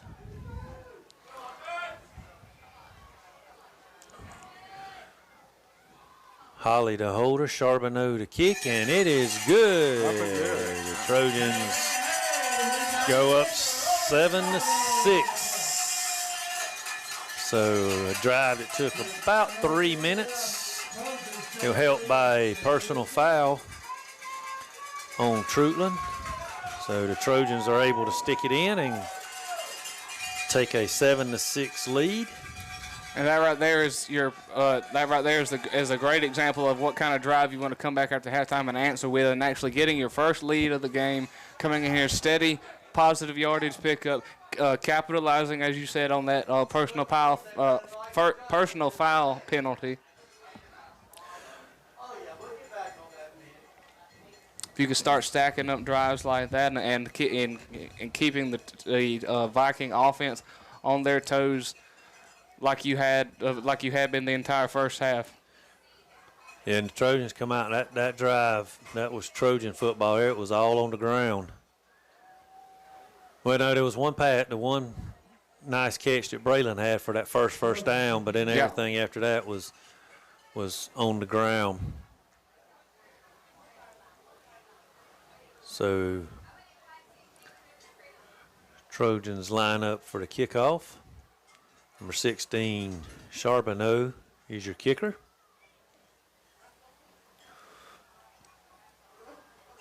Who from the start of the season to right now may be the most improved player on the team. I would agree. There's the kick. There's a low line drive, and number 12 on the return. Going to get it out to about the 48-yard line, 47-yard line. So good starting field position for Treutlen for their first drive of the third quarter. Yeah, they're going to come out here with some really good field position. I mean, they ended up kicking into that number 12, as we mentioned, first half. He was real quick on his feet, fast guy. He was hard to get down at times. I mean, they ended up giving him a little bit of a hole, letting him get all the way out to the 48. A lot of times the Trojans will do that little pooch kick and try to put a little pop it up into a vacant spot, but that time he kicked it and it was low, so it didn't give them time to get down. And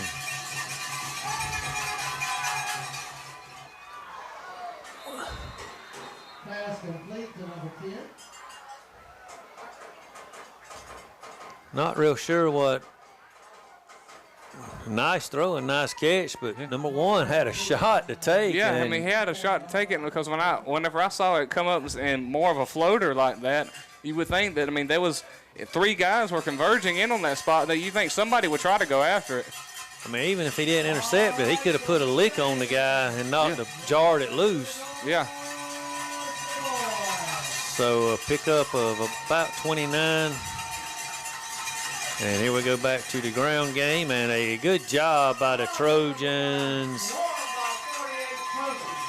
I think Hall White's in there, Charbonneau, a whole host of Trojans. Like you talked about earlier, that's one thing this defense does do good.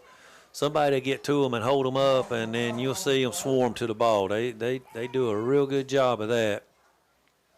For sure, and a play like that against a running back when the big number 5, who also known to be one of the middle linebackers on that Treutlen squad as well. I mean, you got to have more than one person back there trying to bring him down. Because you got to have the entire unit back there working on him. Absolutely.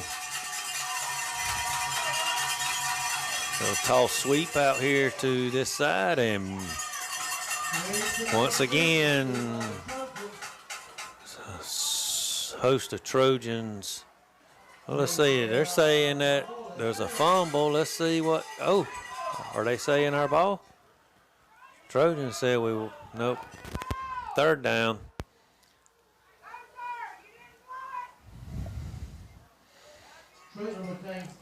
So 3rd and 9. Pick up about 3. 9 yards to go.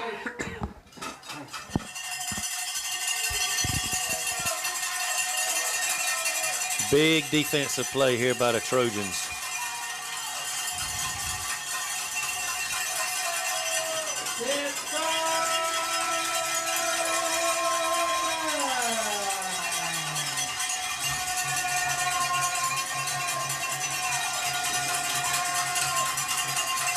They roll out, and number 3 gonna be wide open coming out of the backfield. And he scores. He's in.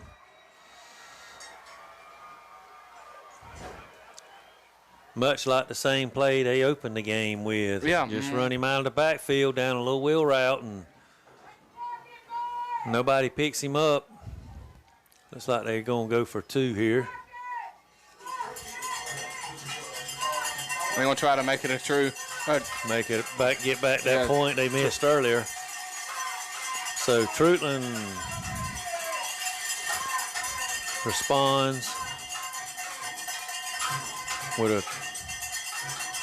3-play drive, I believe it was, 3 or 4 plays. They go 52 yards. That wasn't very long at all. There's a handoff to, and he's not going to get in. No.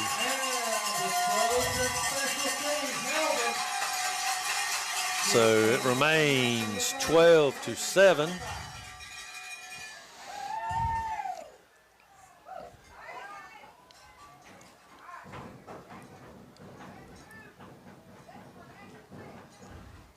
But I still go back to that long pass they completed. I really wasn't sure. I don't know what happened.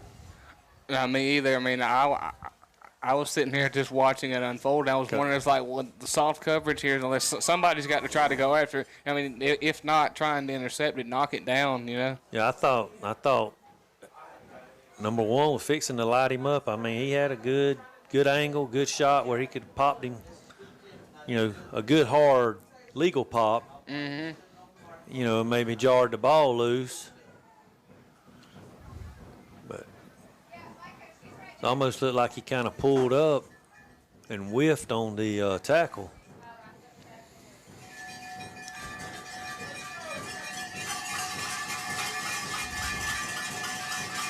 So Treutlen with a couple of big passing plays tonight. They hadn't thrown it often, but when they have, and there's a squib, kind of a knuckleball picked up by Faison, and he's not going anywhere. Number 8, Faison gets the ball. And we're going to be down about the 14, 15-yard line.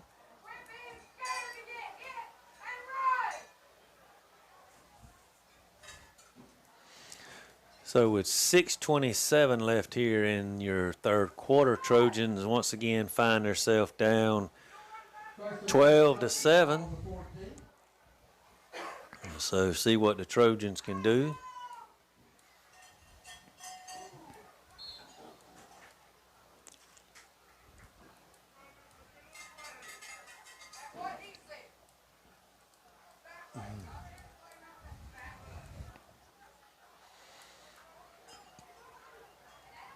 Treutlen shifts around on the defensive line. There's a handoff up the middle.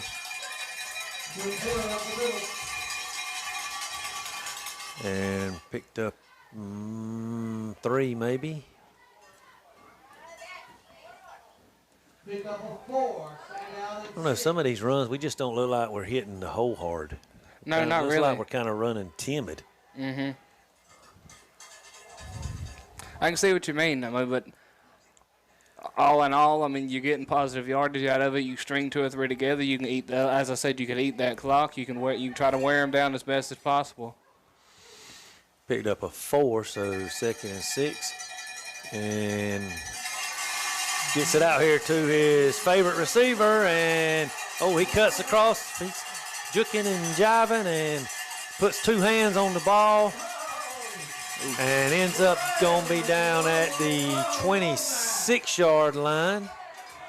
So a 33-24, almost a 60-yard completion, or catch and run, actually. Absolutely, I mean, but overall, as far as the limited number of pass plays that we've had tonight, probably the best result out of all of them, I would say. Both of them going to Womack. Well, DeCarty did a good job of standing in there and giving Braylon time to get open. Mm-hmm. And so the Trojans marched right back down the field, 1st and 10 at the 26. There's a handoff to Faison. He's going to bounce it to the outside. And he picks up about 8, looks like. One thing I want to add to that pass there, too, is, I mean, that right there kind of shows you just how accurate DeCardia can be with his passes, given enough time to stay in there and make that throw. He had to make Womack stretch a little bit for it, but it was all but in stride. You know? Absolutely, and a good job. I can't remember who it was, but the receiver that was out here, good job of getting a block without holding. So they give him 7 on the carry.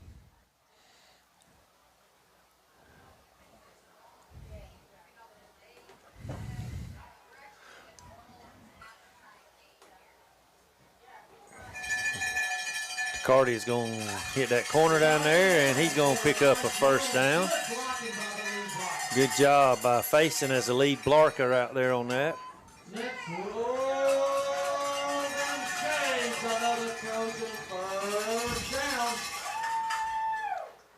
Sponsored by Mount Vernon Bank. We are again in the Wesley & Sons red zone.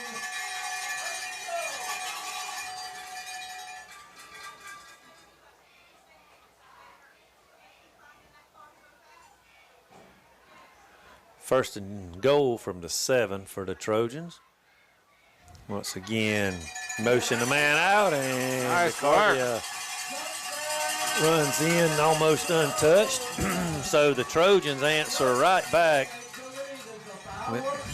Looks like they're going to go for 2 to try to make this a 3-point game.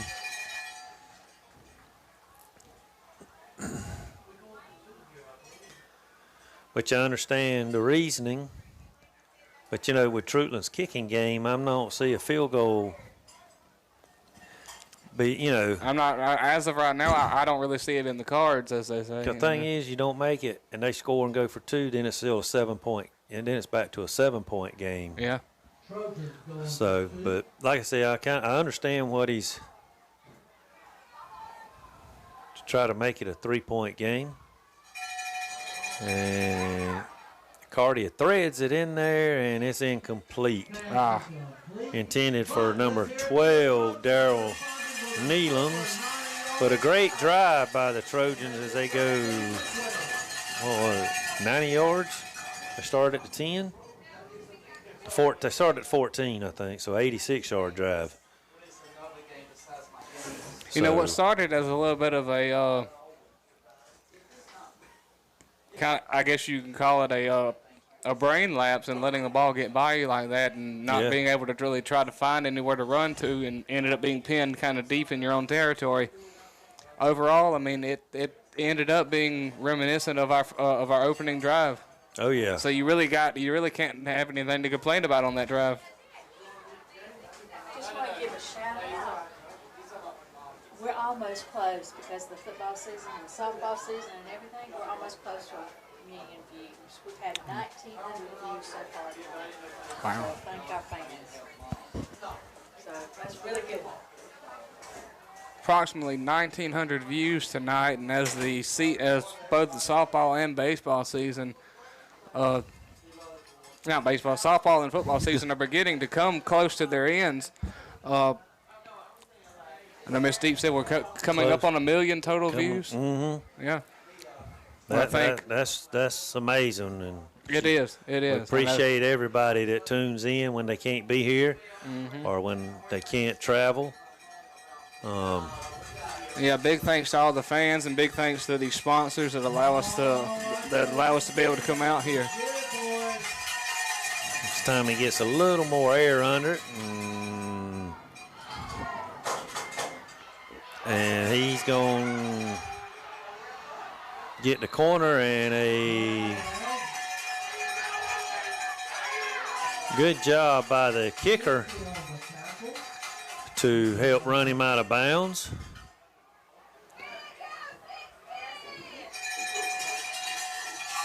Owen Charbonneau and Duke Mincy teamed up to run him out of bounds.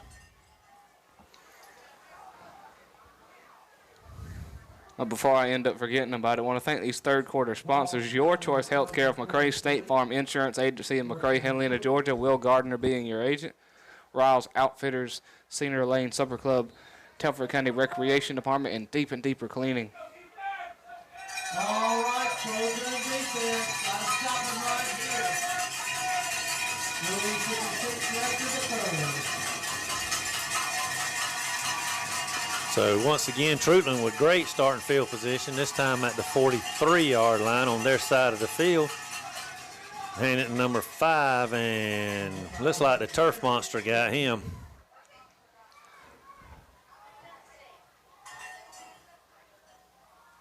Tacklers led by number 55, Paul White.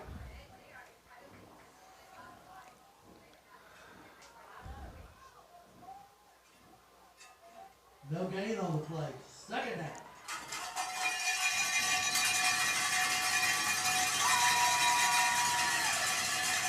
So 2nd and 10.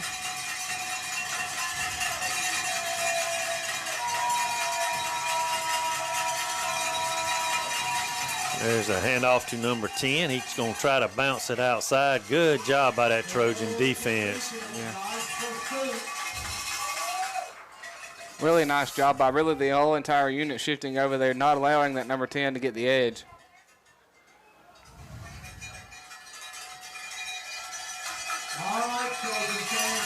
So 3rd and 11.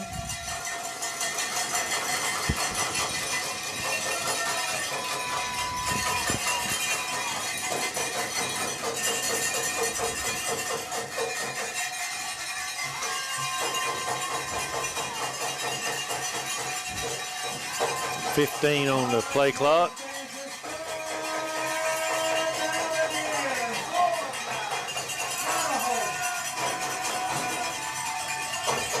Crowd is getting loud and behind them.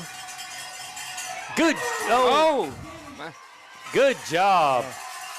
Number 9 was the first one to make contact with him, and then Josh Charbonneau come in and cleaned up for the sack for a huge loss. Quez Rowe, like I said, he was the initial. So puts them in a punt situation as we get under 2 minutes to go here in the 3rd quarter. Huge defensive stand by the Trojans.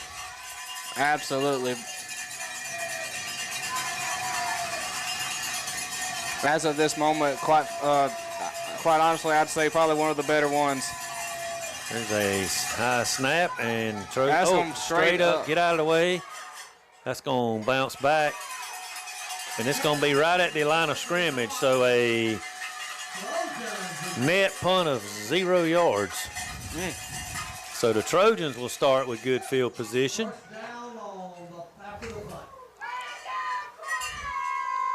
Trying to find some scores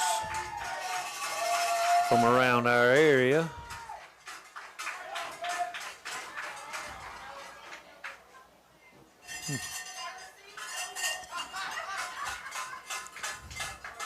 Now, you were speaking of other games. I know, looking ahead into the future. We were talking earlier how we do believe that this year's edition of the Border War, judging by how well Wheeler has been playing this year, will be one for the books. Probably. Oh yeah.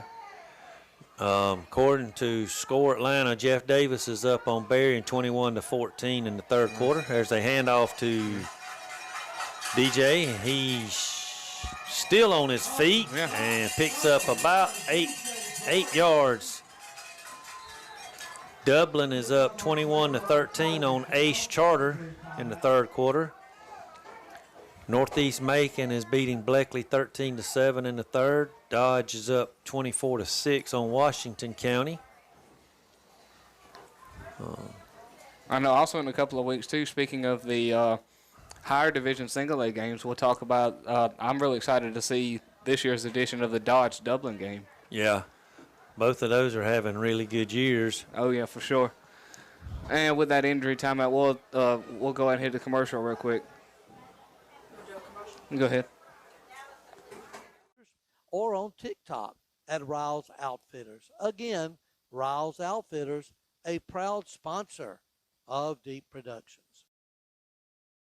Cedar Lane Supper Club, owned by Bonnie Green, is a proud sponsor of Deep Productions. Located at 150 Granville Road in McRae, Helena, Cedar Lane Supper Club is open on Thursday, Friday, and Saturday nights from 5 to 9 p.m. Cedar Lane Supper Club provides a wide variety of food, with steak and seafood being served every night. The real star of the show is the massive salad bar. To find out more about Cedar Lane Supper Club, check out their Facebook page or go to their website, cedarlanesupperclub.com, or give them a call at 229-868-5798. Again, Cedar Lane Supper Club, open on Thursday, Friday, and Saturday nights from 5 p.m. to 9 p.m., is a proud sponsor of Deep Productions.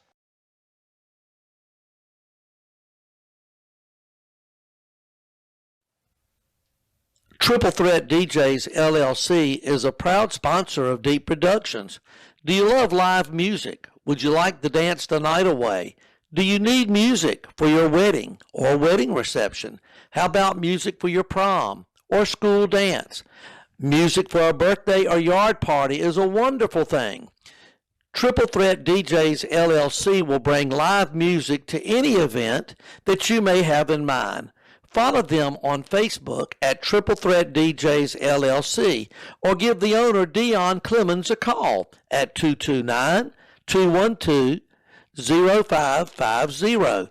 Triple Threat DJs LLC, dance the night away with their live music, and they're a proud sponsor of Deep Productions. The Merchants and Citizens Bank, located at 6 Cottage Street in McRae, Helena, Georgia, is a proud sponsor of Deep Productions. The Merchants and Citizens Bank has been in business in the local community since 1929.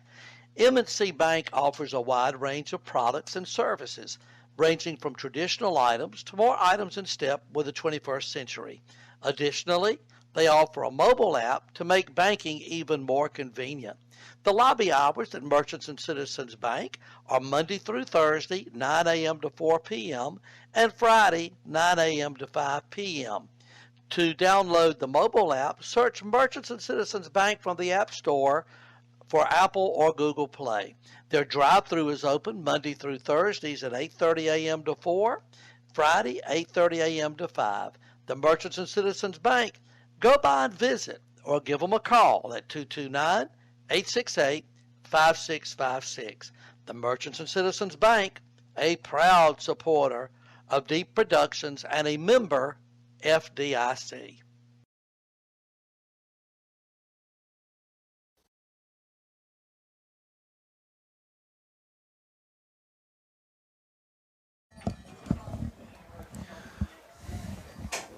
And we're back from this injury timeout now, I believe. You know, we were talking about games. We were just checking scores here. We talked about the Dublin game, about how they're being in a real close game, about like us now. I think you said 28-20, which I do believe, if anybody knows different, they can correct me. I believe Dublin lost in a real close game last week, and I know whenever I got to speak with Coach Holmes about this season, he said that he believed that this was going to be a kind of a rebuilding season, but he still would have a great team. Right. I think overall last year, 6,000 yards of offense in total for Dublin, Wow. but with the people that he lost, about almost to or might have been a little over half of that yardage graduated. Wow, that's Yeah. a lot. Yeah. DeCardia, good job of. Nope, we're gonna get a hold. And a flag comes flying in. Probably gonna be a hold on Telfair. Wheeler is up 48-7 at halftime on Montgomery. That right there kind of goes to show the point. I mean, you're out there. You got to recognize the role that the Bulldogs seem to be on this year. Absolutely, they've got a good team. They're undefeated right now.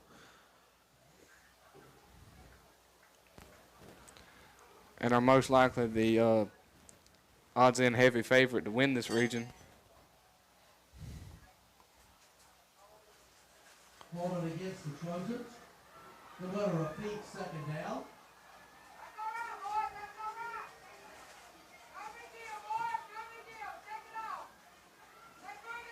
Second down and 12 from around the Treutlen 49.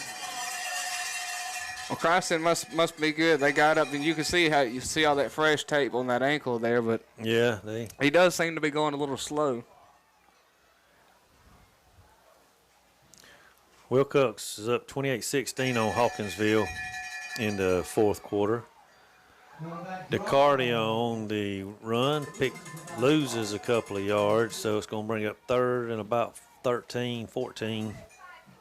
Third down and around 14. Back to around the 50-yard line of the spot. Third down for the offense. I would not run another play. I just let it run out and go to the fourth quarter. I would too. Another score of interest that people might like, you got Thomasville up 34-21 over Worth County right now. I'm not sure if you read that one. Yeah, I just got to it. So Okay. as you was reading it, I come across it. Okay. So.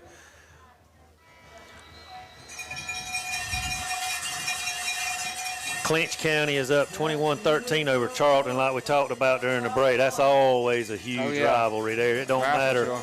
It don't matter what records are or anything. Valdosta 14-12 over Colquitt.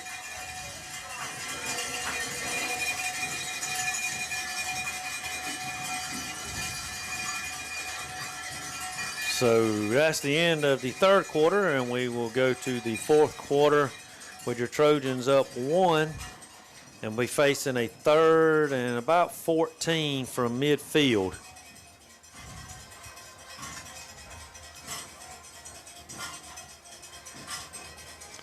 While we have a second, we'll go ahead and knock out these fourth quarter sponsors right here at the beginning. I want to thank Merchants and Citizens Bank, Baby C, Baby Do, Willie and Patricia Holly, Gage Harrelson Contractors LLC, Graham Insurance Company, LG Custom Services, and all of your other sponsors of Deep Productions include Telfair Snapshots, Telfair County Chamber of Commerce, and Friends of Little Up Mulkey State Park. Go support all of these sponsors that we've read tonight that support your Trojans.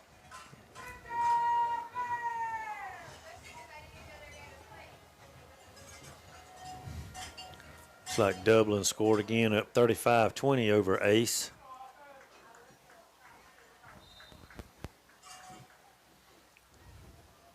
That entire region of Dublin and Dodge and all of them, I mean, one thing that's unique about them, too, that is a huge region. Yeah, it sure is. Yeah. Oh, nice throw out here. Oh, and he lost his footing. Picked up about 5 yards. Might have could have picked up a couple of more if he hadn't a slip, but Brings up a fourth of about 9. more than likely Trojans will be punting to try to pin them. DeCardia looks like he will be getting back in formation there. And what I mean about that region, I mean huge in size, or huge in talent, but huge in size Right, as well. a lot of schools in that region. You got, I think, approximately 10 teams. I know in that upper region, too, you got to deal with the power rankings. Mm-hmm. Something that a lot of us here didn't really like. Coffee County's losing 35-14 to Lee County. That's not much of a surprise between those two. Mm-mm. Oh, a nice high kick. Maybe it'll get a kill it. High end over end kick. So Treutlen will take over at the 27 yard line. You know, as far as special teams go tonight, like punting wise, I would say one thing for the Trojans is that DeCardia, what he lacks in the distance over all of these punts, I'm like he's making up for it in hang time. Yeah, he gets some good hang time. That cuts down on the return. Mm-hmm. I don't know if you mentioned Dodge is up 24-6 over Washington County in the fourth quarter.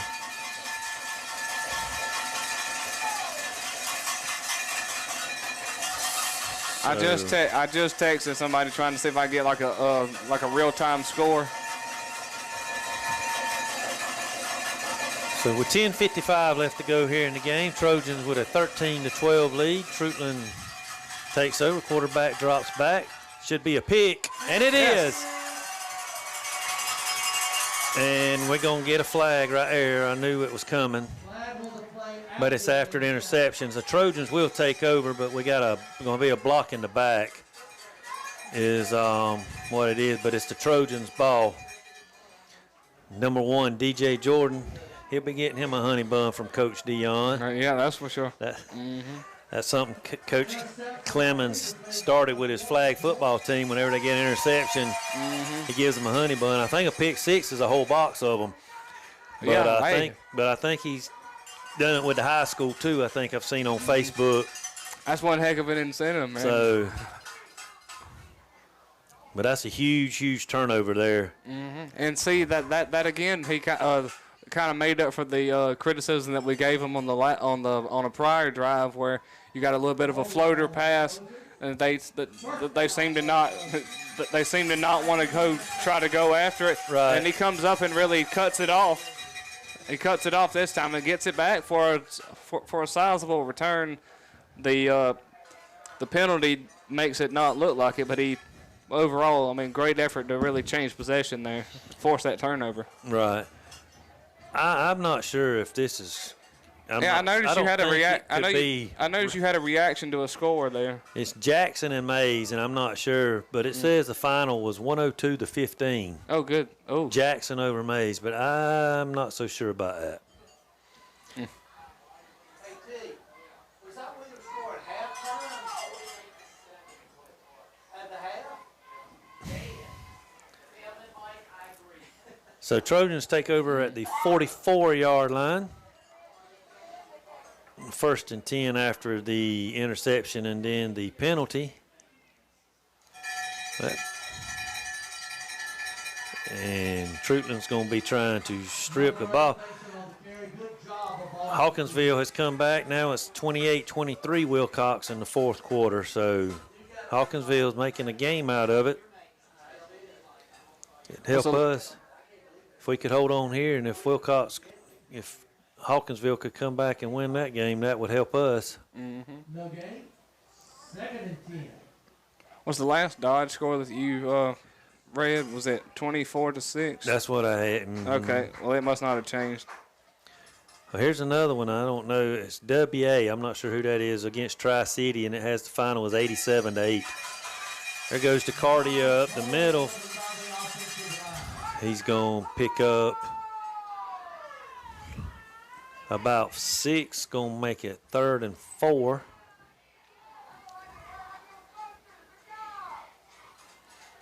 Pick up of 6, 3rd and 4.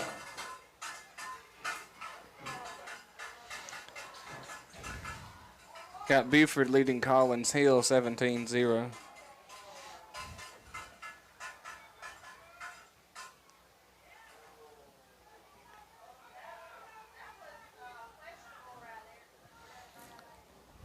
Down to 10 seconds on the play clock.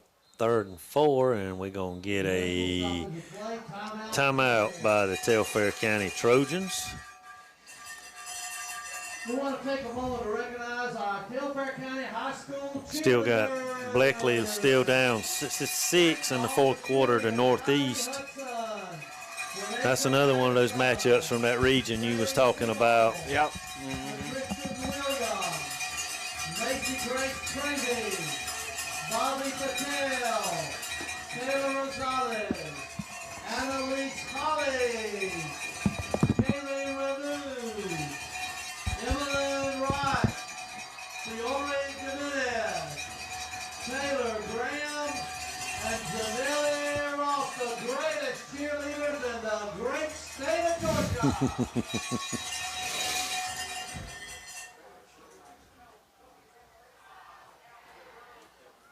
Oh, one thing we forgot to point out too, I mean, for those that may not know what it means, I'm sure we all know by now, but with it officially being October, you got some cheerleaders and some of the football players busting out the pink for Breast Cancer Awareness Month.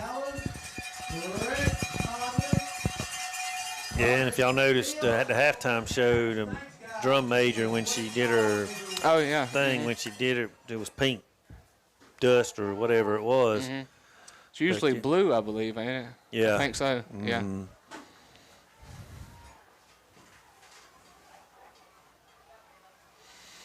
So 3rd and 4 for the Trojans.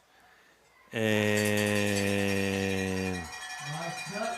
he's going to pick up about a yard, looks like. So it's going to be 4th down. Question is, do you go for it here or do you try to pin them deep? Tell you the way my defense has been playing, I think I may kick it here and try to pin them down deep. And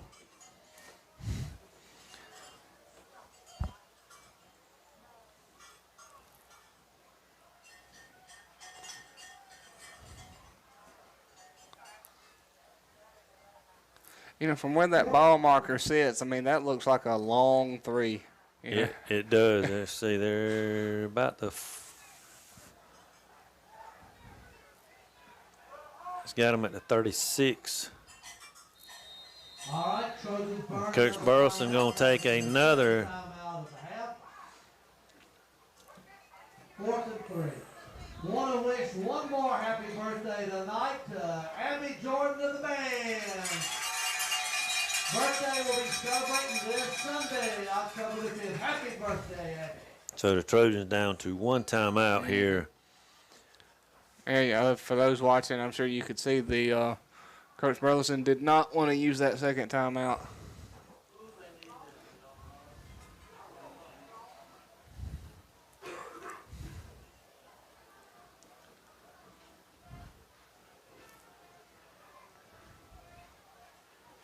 Might not be a bad time to line up in that punt formation and maybe fake it. Yeah, I wasn't thinking about that. I mean, it could work. I mean, you know, if it's not there, kick it. And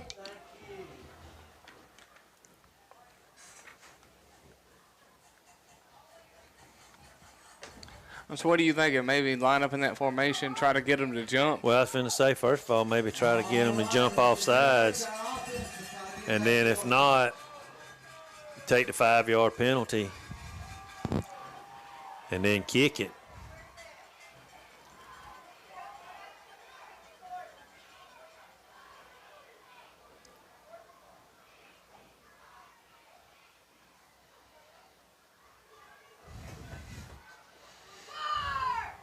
Yeah. There's the snap. They just do get it off in time. DeCardia's he's going to get the first down. That's going to be a first down, yes. Yep, they're moving the chains. Good job. A big, big first down.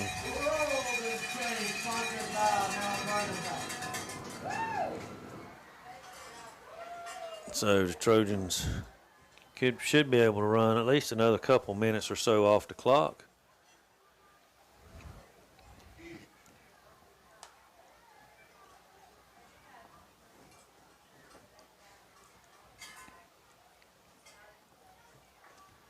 I do like the fact that they are taking the play clock all the way down. Oh, yeah.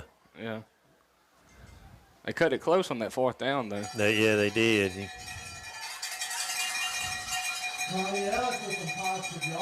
Nice pickup on first down. He did get out of bounds, which would stop the clock.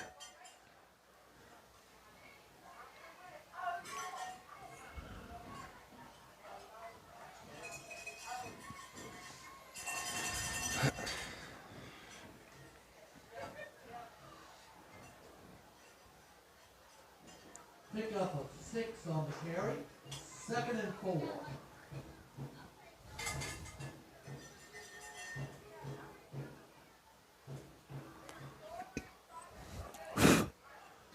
So pickup of 6. Gonna make it 2nd down and 4.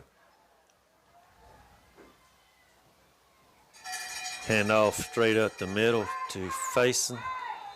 And he's gonna be about a yard short, maybe 2.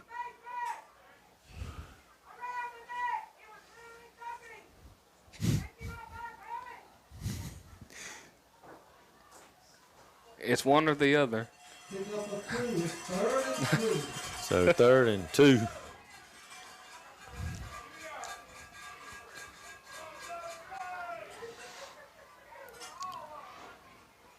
Quick score update. Buford has extended it to 25-0.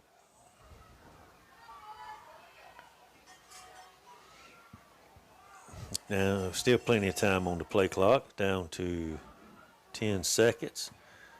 6:34 and running, and DeCardia is going to pick up it's going to be close to the first down. See where they spot it. The ref official on the far side comes running in. First down.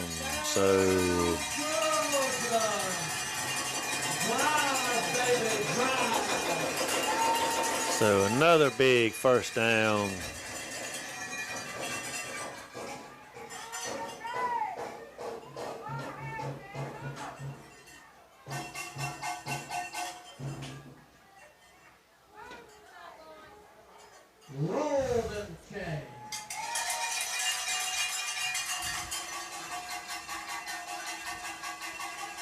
They can keep pressing and pressing and eventually score with limited amount of time left. Well, the thing about it is, we went for 2 a while ago, so even if we score, there's a handoff to Braylon Womack coming around this far side, and they mark him out. I'm thinking only 11. 11 or 12. I'm thinking the 11. 2nd and 1 from the 13. The 2nd and 1 at the 13 looks like.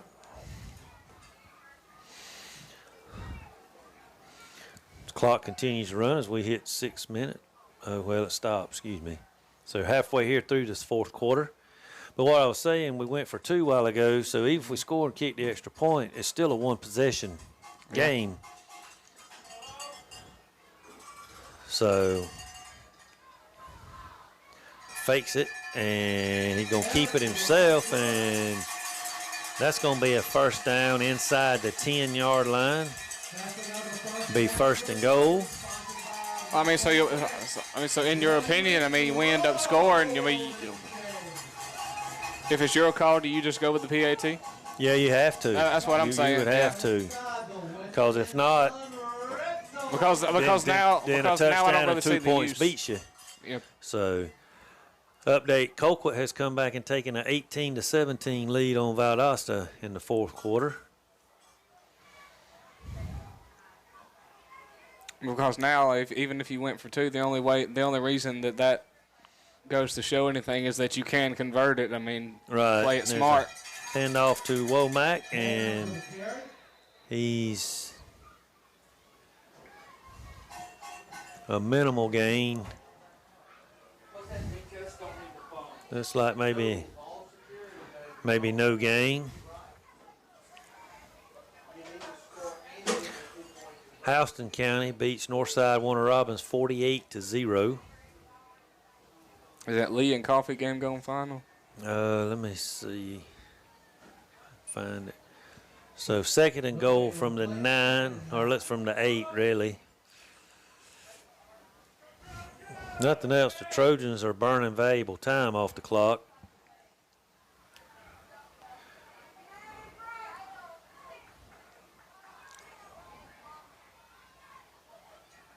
There's a handoff to, Ellis keeps it himself. He's going to get down to about the 6. Pick up a 2, ball spotted on the 7, 3rd and goal from the 7.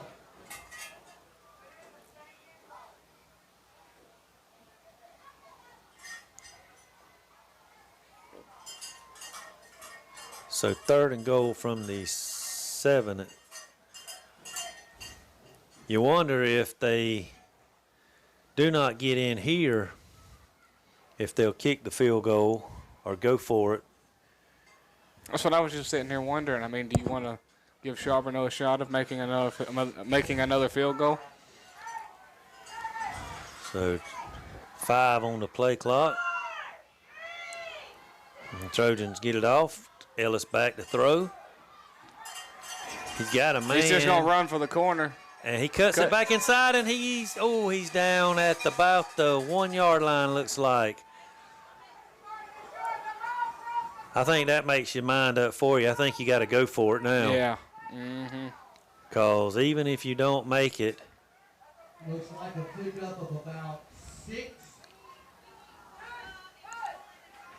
4th down and 1. Let's go offense. You can do it. We got people hollering for the tush push.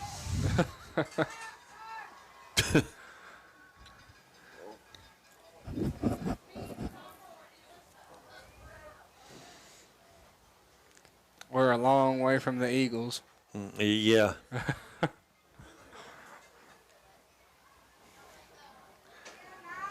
No, according to this, it's still fourth quarter. Lee up 35-14 over Coffee.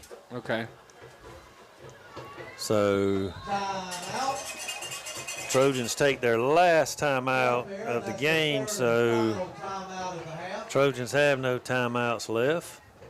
See, Dublin is up now 42-27 over Ace. Bleckley Northeast still 13-7 Northeast. Dodge 24-6 still. Toombs 40-20 over Swainsboro. Swainsboro's undefeated coming into this game.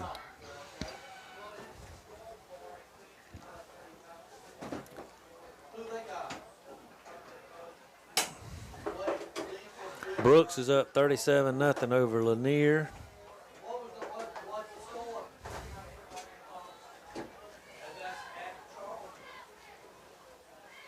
Still showing 28-23, Wilcox over Hawkinsville. From down the road, Kent's County 35, Charlton at Poston 21. What's that?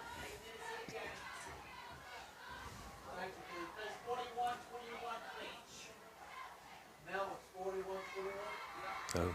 Update, Clint's 41-21 now with 8 minutes left. At Charlton.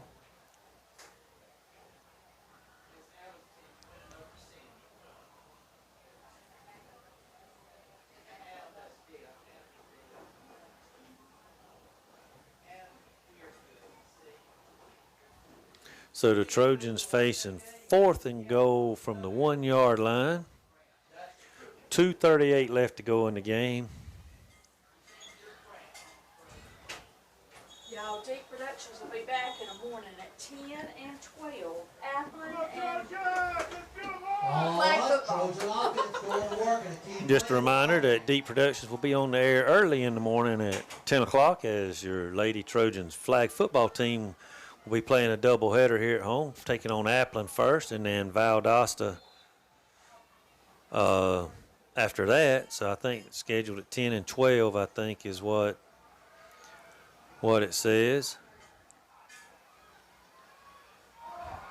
So there is a flag on the play, though. Let's check the flag. see what the flag is as the ball was fumbled.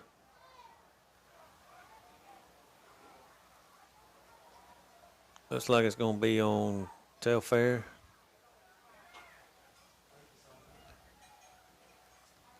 Yeah, legal shift or legal motion.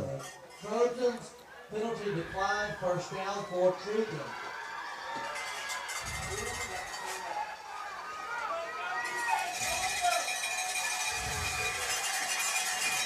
So Treutlen will take over around the 5-yard line, maybe.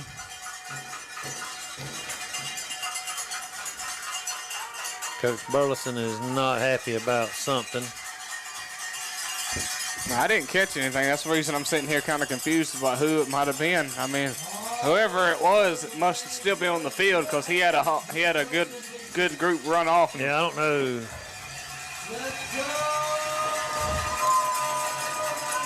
So 1st and 10 at the 5-yard line. We've already seen one kick block tonight on the extra point, so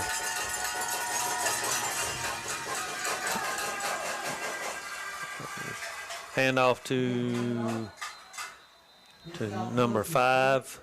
Is that number 5? Yeah. So 1st and picked up about 15 yards out to the 20. Clock winds. 2:24. Treutlen still has, according to the board, 2 timeouts left. So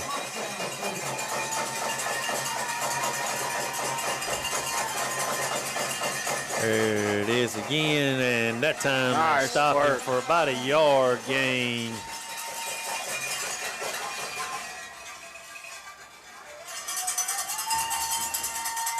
With the game being as close as it is this late in the game, you want to limit those big plays. I mean, you want to try to get as many as what we were just doing there. Swarm to the ball with bad intentions, as Coach Marcelo would say.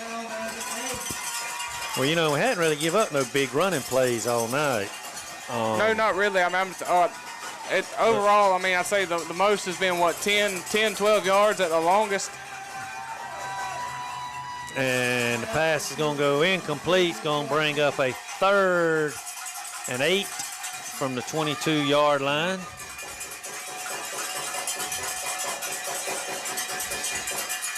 If you want to classify them as big plays, the only thing that the Trojan defense has given up is some of those little drop-off passes, 5-6 yard passes that turn into longer runs. Right. So here goes 3rd and 8. This is definitely 4-down territory for Treutlen. This is a make or break for them.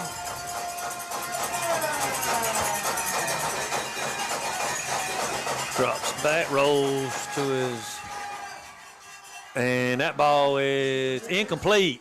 Good job. Broke up by, looks like number 13 and number 11. Had to go up to try to get it and kind of bobbled it, and so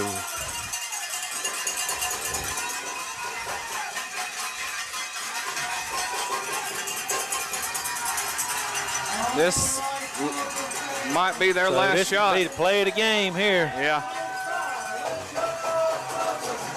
Sidelines up, fans are up, cowbells are ringing.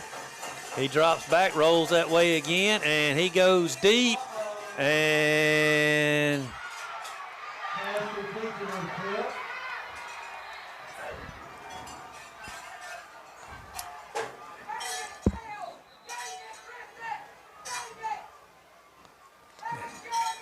that ball hung up there a long time. Yeah, I want to give big credit to 15 Grissett for the, I call it a touchdown-saving shove. If you want to get it by shoving him out of bounds. The receiver thought he was still in, so he kept running. All right, Trojan fans, let's recover and get him out. Yeah, you can't let nobody get behind you in a situation like that. That was from the 22 down to the 23. That went for 55-yard pass completion or catch and run. So still a minute 13 left in the game. Treutlen was still with 2 timeouts. I'm sure they're looking to punch it in. I don't think they want to rely on trying to kick a field goal. And good job. Let's see, the coach still letting the clock run.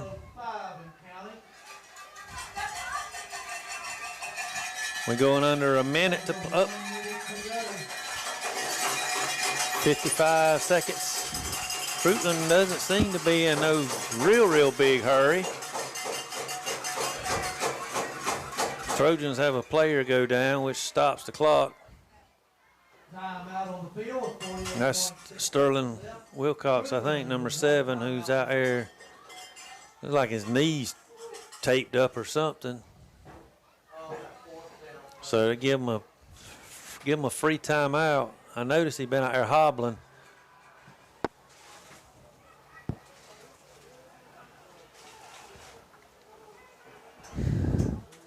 We just talked about the big plays, and boy, they hit one. That's for sure.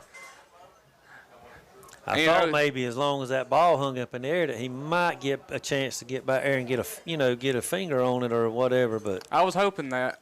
Yeah. But he just pulled away from the defender, and the quarterback just threw it as far as he could. And yeah, it looked like it. I know this Treutlen quarterback. I mean, he's completed more than the ones that's fallen short. So I mean, you got to think that he has the ability to connect on a longer pass. So you can't risk that. Trojans have been doing a good job for the most part in the second half, getting pressure on him when he does drop back to throw. And they're gonna have to continue to do that and just make sure they keep him contained.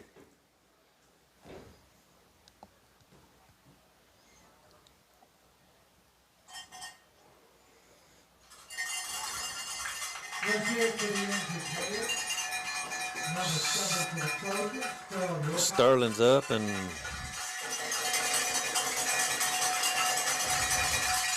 like I said, I don't know if he had injured that knee earlier in the game, but it's all taped up. So 2nd and 10 from the 23. 48 seconds to go. This is where you lock in. And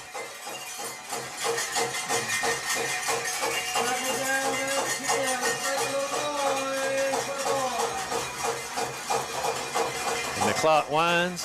48, 45. He drops straight back. And we're going to get him. We're going to get him. Quez Rowe comes in for the big sack. Absolutely untouched, just came back there in a straight line, just had him right in his sights. And Treutlen takes their 2nd timeout. We just talked about keeping pressure on him, and he sure did. He was untouched. The Trojans got an absolute gift there from the Vikings because nobody even began to go after him. It was just a missed block. We'll take it. Missed block, missed assignment. So a loss of 8 takes it back to the 31. We'll make it 3rd and 18. Like I said, Treutlen still has that 1 timeout left.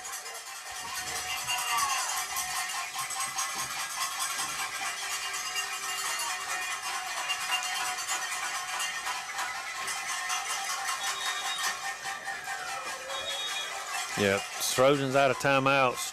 Treutlen has 1. All right, let's hear it to the Trojan defense. We'll take another one of those plays here.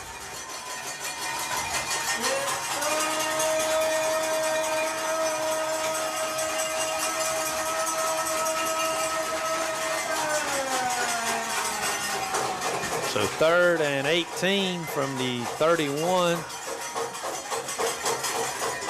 Trojans bottle him up, and he gets away.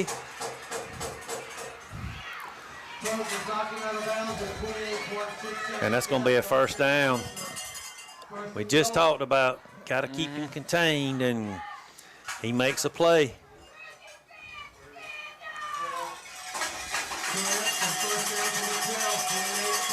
So 1st and 10 at the 11-yard line. You can't give a shifty player like that a fresh. You can't give a shifty player like that a fresh set of downs to work with. No. 28 seconds left and still one timeout.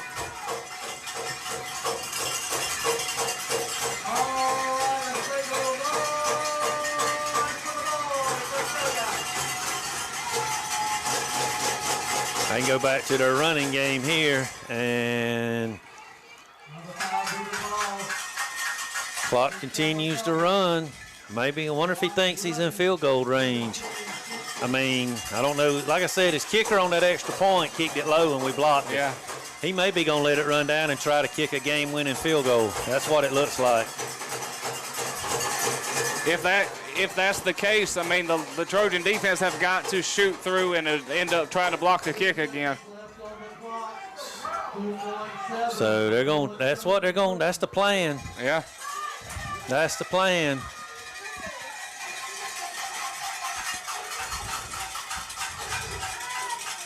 Everybody here is on the edge of their seats. 2.7 seconds left. This is the ball game. Oh, yeah.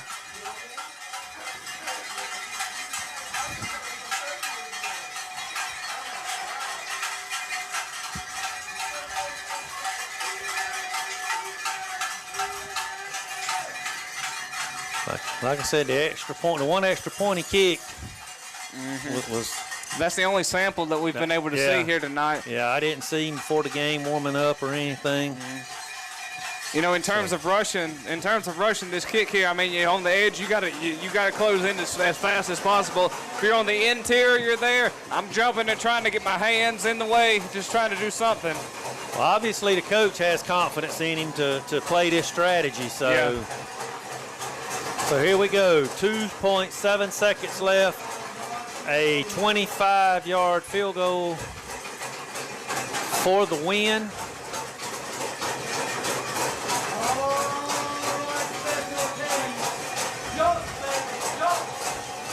Here it comes, folks. Here's your ball game.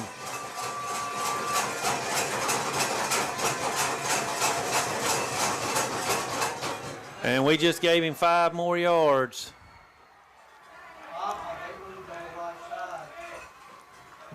Yep. Coach Burleson and Marcelo are calling for a false start penalty.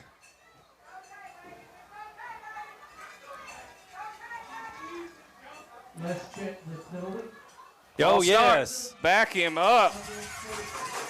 So it's going to make it a 30-yard field goal now.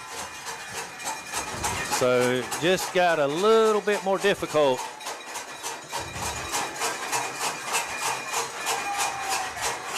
See, well, it makes it even a tighter situation, too. Nobody has any timeouts, so there's no icing attempts. That's right. They need to get their coach off the field.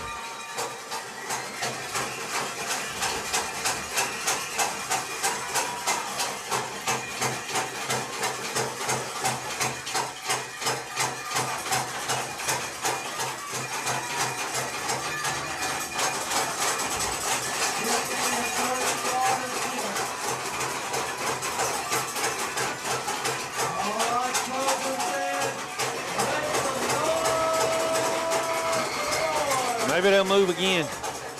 We just don't need to give them. So here we go, folks. There's the snap. It's a low snap, and it's up and it's drilled. It's good. And Treutlen walks it off, 15-13. Oh, wow. That right there is not the way you want a game like this to end. And a game to where you are absolutely just exchanging proverbial punches with everybody left and right. Defensive field game for 3/4 of it. You get down here, you have a great second half. You adjust the way you're supposed to be. Your offense ends up matching up. Your offense gets better and matches up with your defensive play. You have a couple of snafus here and there. You got a couple of penalties, but allowing especially these two big plays, that long pass and this big run by the quarterback here, allowing them to get closer in, and that false start penalty ends up not being much of a problem. Nope, that's for sure. Yeah. Well, that'll do it tonight. Trojans lose a heartbreaker. They'll go to Hawkinsville next week, play over there.